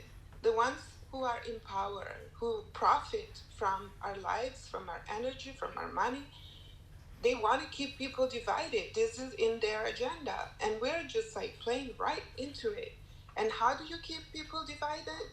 You traumatize them, and then they can't come together. So this is what we're doing. We're just, you know, going by default, going like hamsters on the wheel. We're passed on these like deep traumatic experiences from generation to generation, and we keep repeating them over and over again. And they go back and forth from, you know, race, gender, from the masculine to the feminine, from the black to the white to the black, the brown, the green, blue, it doesn't matter. We're all humans. And aren't we all here to make ourselves better humans? Aren't we all here with the common purpose of like eating keto? Why do we eat keto? Because we want to be healthy. But where does health really come from? Health comes from wholeness.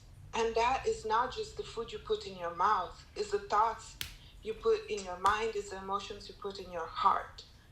So are we here for that, or are we just here to point fingers? We all make fucking mistakes all the fucking time, and that is a fact. So is there problems? Are there problems? Yes, for sure. Is there racism in this country? You bet there is. Can we finally look at what causes all that and go beyond the surface and like blast out the agenda of those that want to keep us separated and see that this is all trauma being repeated and we're all freaking humans, and under our skin we're all the same freaking color.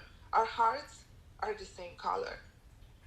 So I just want to say compassion. If you can come back to compassion instead of blaming, I stand for that. I don't see colors really. I lived in 5 different countries. I've been in Brazil where everybody's shades of brown. I lived in Italy where we have crazy strong immigration that, you know, all colors of immigration destroyed our country. And still the Italians welcome people in the best of their abilities. You know, I am a citizen of the world. Pachamama, Mother Earth, is my mother. I am a human being with all of you, my brothers and sisters, and that's what I stand for, and that's what I invite you to do, and I love you all so much, exactly where you're at, and I'm out. Thank you for listening. Thank you, Vivica. Janitha, you're up next. Hi, Jimmy. Hey. I am about a month into Keto for the Soul, and actually I came on keto shortly after you came on keto, and I've come to respect you, your knowledge, your platform, everything that you've contributed thus far. Recently coming to find out that you have such a large footprint in this community, I'm like, wow, this is someone that I can learn from. I enjoy listening to first thing in the morning. And I was riding on my way home this morning, and oftentimes I'm checking in Clubhouse. Okay, what does Keto Clarity have going on? What Keto for the Soul have going on? And it surprised me to come across this topic. And I was like, wow, what is going on? Because this has become such a safe place for me. I look forward to, the conversations that are had every day. And I look forward to hearing your stories and the wisdom that you can provide us. And I started to think about everything that we've been through the last year. And I have a son who's 16. I have a daughter who's 14. And the conversations that I've had to have with them really over the last 3 to 4 years, more specifically in 2020, it broke my heart that we're still having this conversation. I can tell you, I've had to fight my way through my career. I have had no handouts. I've worked for everything, and I teach my children you will always have to run faster and jump higher. And I hope, I'm a Christian, let me say that, and I forgive. And I think we all have done some things and have said some things that, looking back, we wish we could take back. But I don't come to persecute you. I come with love. And I hope that through all of these personal stories, and I hope that what you can take away is that healing, before keto, it has to be healing in the mind. It has to be healing in the heart. We can talk all day about the physical benefits of keto, but it goes far beyond keto at this point. And I hope and I pray that through this journey that you will do the hard work, you will do thought work, and you will do heart work. And I will be praying for you. I will be praying for your heart. I will be praying for your mind. And will I still continue to listen? Maybe at some point. I don't write people off easily, but I do believe that there needs to be a time of reflection and a time of healing before you can pour into anyone else. Like at this point, I think you have to take a step back and assess how that looks going forward. This is Janitha, and I'm done speaking. Thank you, Janitha. And you are one of the ones that I've loved interacting with here on Clubhouse. And I'm grateful that you have been in my rooms, and you're a sweetheart of a woman. And I'm, again, grateful you came up on stage here today. Looks like Savannah wants to say something, so we'll bring her up on stage. What you got, Savannah? Hey, Jimmy. I've just been in here listening, and I want to be clear with this whole room where I come from. I am in a place now where I understand things I did not understand before the Black Lives Matter movement. I come from a family that is a Southern white family, and on that same token, like a lower class white family. So I think that a lot of people that have something to say on social media and things like that, oftentimes when it's white folks, it's usually people from a lower class family that feel like that they are also, struggling in certain ways. And so I want to put that out there. This is not a virtue signaling moment. This is a moment of me telling you, like, this is where I've come from. This is my mindset that I've come from. And what I had to learn and understand is that no matter where I come from or whatever, working hard, everyone's got to work hard in this life, right? I can understand like your sentiment as far as you're saying you want people to work hard. Everyone has to work hard. We get that. But the difference is that I can put on a suit and go into an interview and play as somebody that, that I'm not, in a sense, like, or, just because of the color of my skin. So like, that is the issue. That's the systemic racism that we're talking about, is that due to the color of my skin, no matter what income I was raised in or whatever the case, I still can play to my skin color in certain social settings in America. I can't speak for other countries, but in America, because of that. And so I have like compassion for you, because I have a lot of family members that still don't get it. And honestly, I think the problem here is not really, I don't think you don't have a heart for Black people. I think that when you are not knowledgeable in an area, and, not to, talk down upon you, but when you're not totally, knowledgeable in an area, and then you speak so passionately about something, that's, you're, as a leader, that's a problem, because then it's going to come back to bite you like it has in this way. And it, not only that, but it hurts people. The biggest thing in this situation is that it hurts people when we don't understand something about an entire people group and an entire, because I'm not going to sit here and say I understand what Black people go through. I'm not a Black person, I'm a white person. But the thing is that when you speak in a way that is going to hurt people, as a leader, that is where the issue lies. So I think it's not really, I think the issue here is, life and death are in the power of the tongue. So even between people coming up here and talking about their experience, like Anna said, like, it would be best for you just to not talk and not share, not defend yourself, honestly, like, is what it comes down to.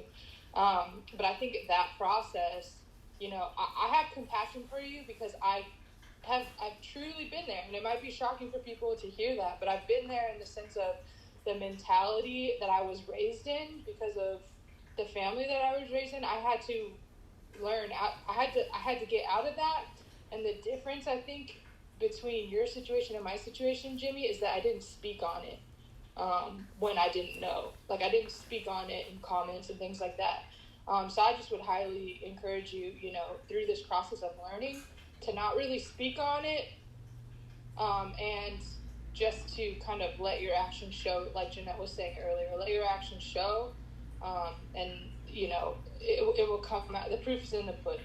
That's all I have to say. I'm done speaking. Thank you, Savannah. So guys, we've been going almost 2 hours, and I'm extremely grateful for everyone who's come on stage. I didn't know what to expect from today, to be honest. And this was far better than I even expected. I needed to hear this, and I'm grateful. And I agree with somebody that said this should not be the only one. So I would like to make this a regular feature here, or wherever it's wanted to be, where we talk about these things, because I don't think we come together nearly enough.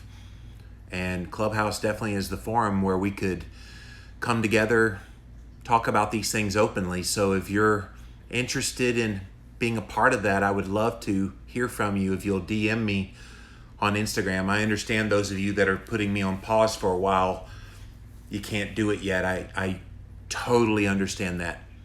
But I do want to continue this conversation because the work is only just beginning. And again, I'm very grateful for everybody sharing, even the stuff that hurt. I needed it to hurt.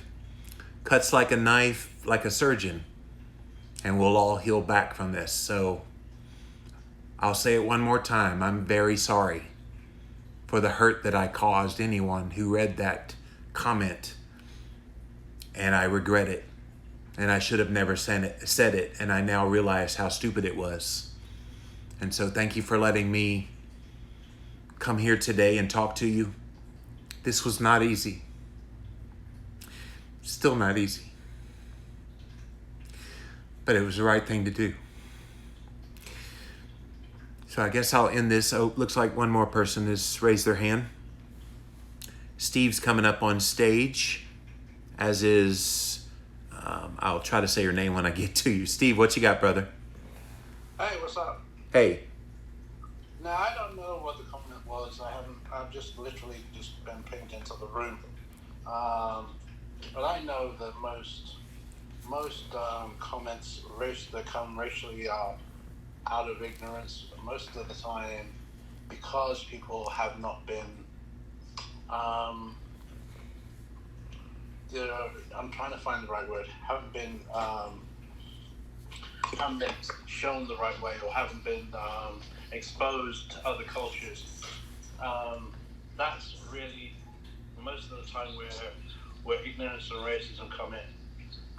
Not only black and white, but on every level.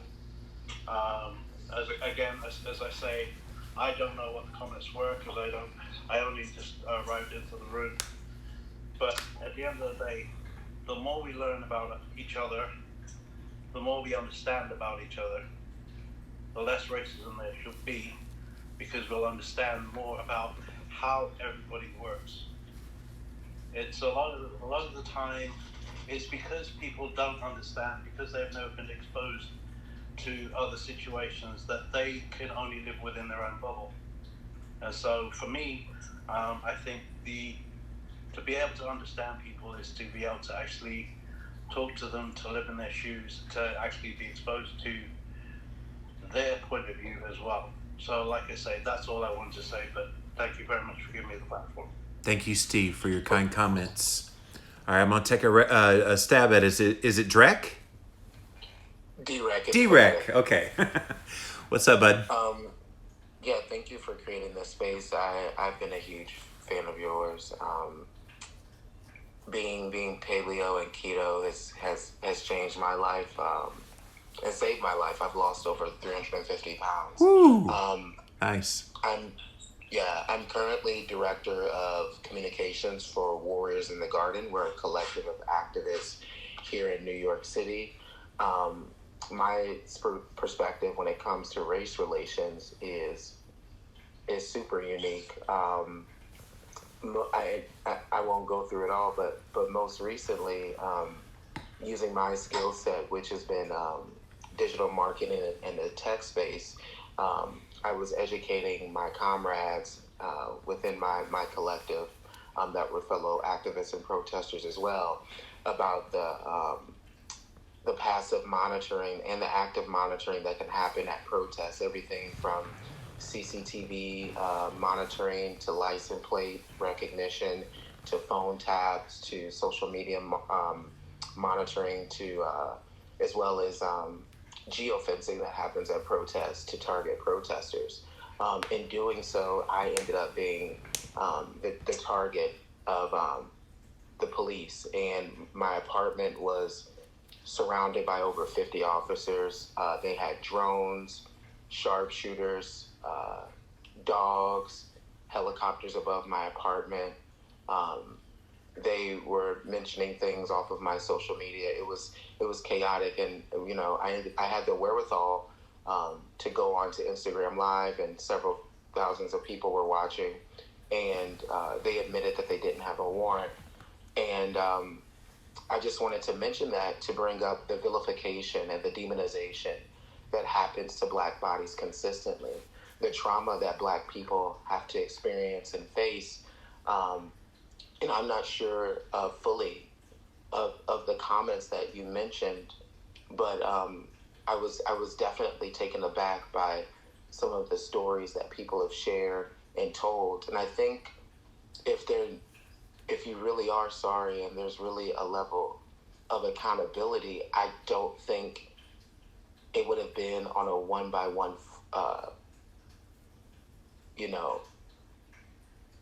panel as this was today. I think there should have been more research done. I think there's so many highly educated, amazing, well-studied Black American, African American, and Black individuals throughout the diaspora on this app that could have educated you and been on this panel with you and held you accountable and told you exactly why what you did was wrong. And I think could have been more healing gone about. But I just wanted to put that out there, that a space on racism and bias being moderated by a white man that has already done harm to my community, just from an optic standpoint, looks bizarre. And I am probably going to have to take a break from some of your content and things that you do. And I do think there needs to be some healing done. But I just wanted to put that out there as well.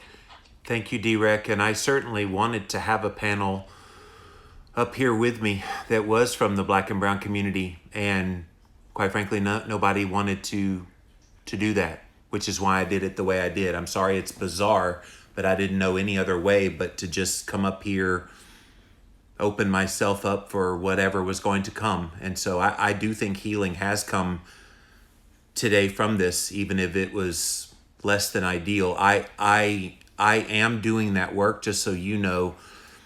I'm seeking out those rooms to learn, and I will sit in some of those Clubhouse rooms where they talk about this stuff, and it's just the heart and soul of what they do. I will promise to be better. And again, I totally understand why you need to back away. And I've even contemplated, do I need to totally back away from the work? I don't know yet, to be honest. I don't know what the right answer is, but I'm grateful that you came up on stage here today. Janelle wants to come back up. We're going to bring you up, Janelle. Yeah, Jimmy. I don't think now is the time, if you really want to show that you have done the work and you're doing the work. I understand that our sharing may have been overwhelming for you, and rightly so. But I don't think now is the time for you to back away or to step away at all. And I hear you saying, about the comments, but I really want you to do the work to find, to search your heart and search your soul to see why you think that was an appropriate comment to make. And I know that you said, I think it was Tanisha that said, you pretty much called us lazy, and in essence, you did not use the word lazy, but ultimately that is what you said. And I love when she said, you still, I don't follow you on Facebook, but have you gone under that thread to say, I messed up? Have you gone under that thread to let your friends know that we're in agreement with you that you have messed up? It was also brought up. I started reading the comments and I got off because I was getting very upset yesterday when it was brought to my attention. But have you addressed those in the comments that have agreed with the previous comment that you made on Facebook? And I think that when those things, when you really search your heart and your soul and you really have a better understanding of, yes, this is where it may have come from, but I did not have to make this a part of who Jimmy Moore is, then what I was talking about earlier, about you just being sincere and doing the work, will show itself. Like, Jimmy, I'm not going to give you the playbook about how to make this right. To me, you're going to have to figure this out on your own. And I don't want you to feel like I'm being hard on you, but for me, like, I feel betrayed. I trusted you, and in Keto for the Soul, it's such an amazing community. And in Keto for the Soul, we're all one big family. Judith, the founder, or our queen bee, has made sure that it has been nothing but a positive atmosphere, that we're loving, supportive, everything there. So you coming into that space and you observing, and then being an integral part of that, I trusted you, and I don't like when I trust people and people really betray me. So I really think that some soul searching and some really like a dissection of your heart needs to really happen, Jimmy. Like, it really, really, really, really needs to happen for there to be any change, because it's like I said to you before, it's easy for me to tell you all the right things to do, but I'm not gonna give you the playbook. Like, I cannot give you the playbook on this. Like, you're gonna have to, this it's like you're a new head coach, you've never coached before. You're gonna have to come up with these plays, and you're gonna have to execute to win these games, so to speak. And I was the one who said before that this needs to be an ongoing thing. And I think that when D-Rex spoke about having a panel and stuff, I think that when we see the work that is being done, and when we see that you have truly taken the necessary steps to dissect, to restructure, whatever the correct words are. I'm fumbling here. But when we've seen that you've really done the work, Jimmy, for those of us who are putting you on pause, we may or may not be inclined to sit on a panel with you to have these discussions. And I totally understand the people who came up and they're like, no, you are canceled. I totally get it. But I think that nobody right now is going to be willing to say, you know what, I'm going to sit on a panel with Jimmy Moore, when we don't even know if this is sincere. Like Triple J said, like, were you down for us because it looked good, or were you down for us because you were down for us? But if you were down for us, then are you sorry for your comment, or are you sorry that your comment was brought to light? Like, those are the things that after speaking initially came to mind, because I'm just like, I'm hearing you, Jimmy, but right now I'm not feeling you. And I want to be transparent about that. Like, I'm hearing you, but I'm really not feeling you. I'm done speaking. And I understand that sentiment totally, Janelle, and you have every right to feel that way. All I can do at this point is just live my life authentically and let you see my work. So thank you again for coming back up. I don't want to belabor this if everybody who's wanted to speak has spoken, but if you still want to talk, raise your hand. If not, we will close this out. I will tell you one thing I will commit to when those of you who are putting me on pause come back to follow again. I want to highlight your stories. I want to accentuate what you're doing. And there's some wonderful people that are doing great work, people of color in this audience that have come up on stage. I want to have you on my podcast. Quite frankly, that's an area of unconscious bias that maybe I haven't had enough people of color on my show. So let me start with that. That's what I know how to do, is interview people. And we'll have a good time, and we'll get your message out there. Because it's really not about anything but just showing that I am that honest man with integrity that tries to love all people. It's what I've always tried to do. All right, guys, we've been going for 2 hours and 15 minutes, and this has been quite emotional for me. So I'm going to end now. Thank you. The fact that you came today shows you care. Because if you didn't care, you wouldn't have been here.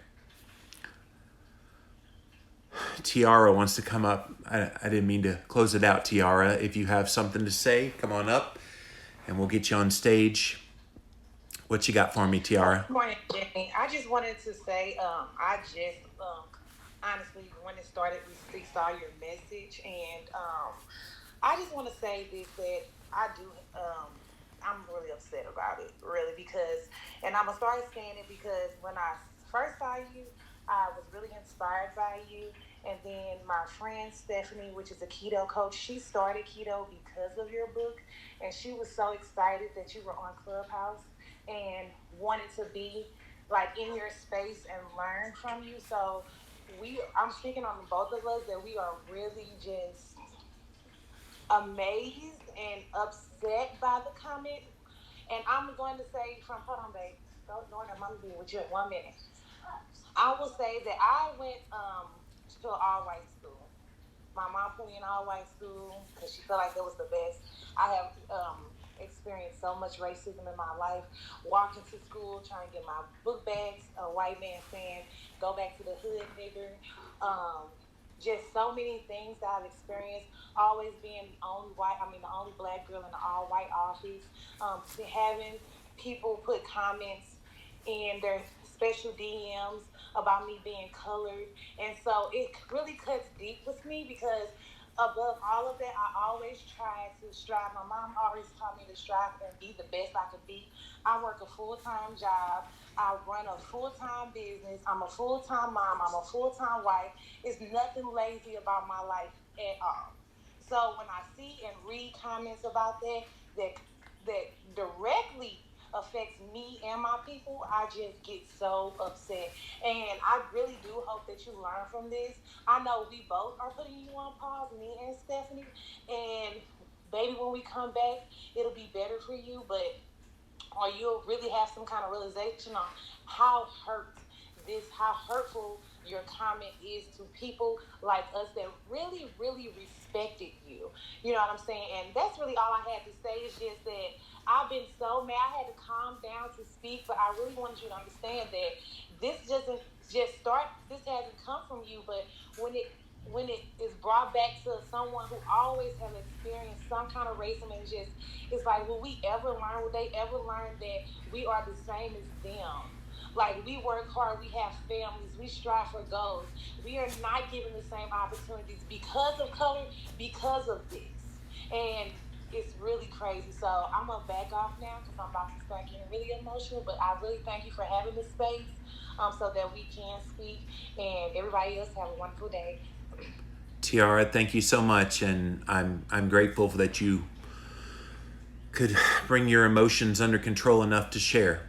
And I really have enjoyed this today, guys. Again, it's not been easy, but I hope it's beneficial to everyone who's been here today and over on Instagram. I'm on both of my pages on Instagram. I'm trying to be transparent. I'm trying to be open and honest and put this out there in the best way that I know how. And that's just raw. So thank you guys for being raw with me today. And it's the first day. I'll be better. So that's it for now. We'll see you around Clubhouse.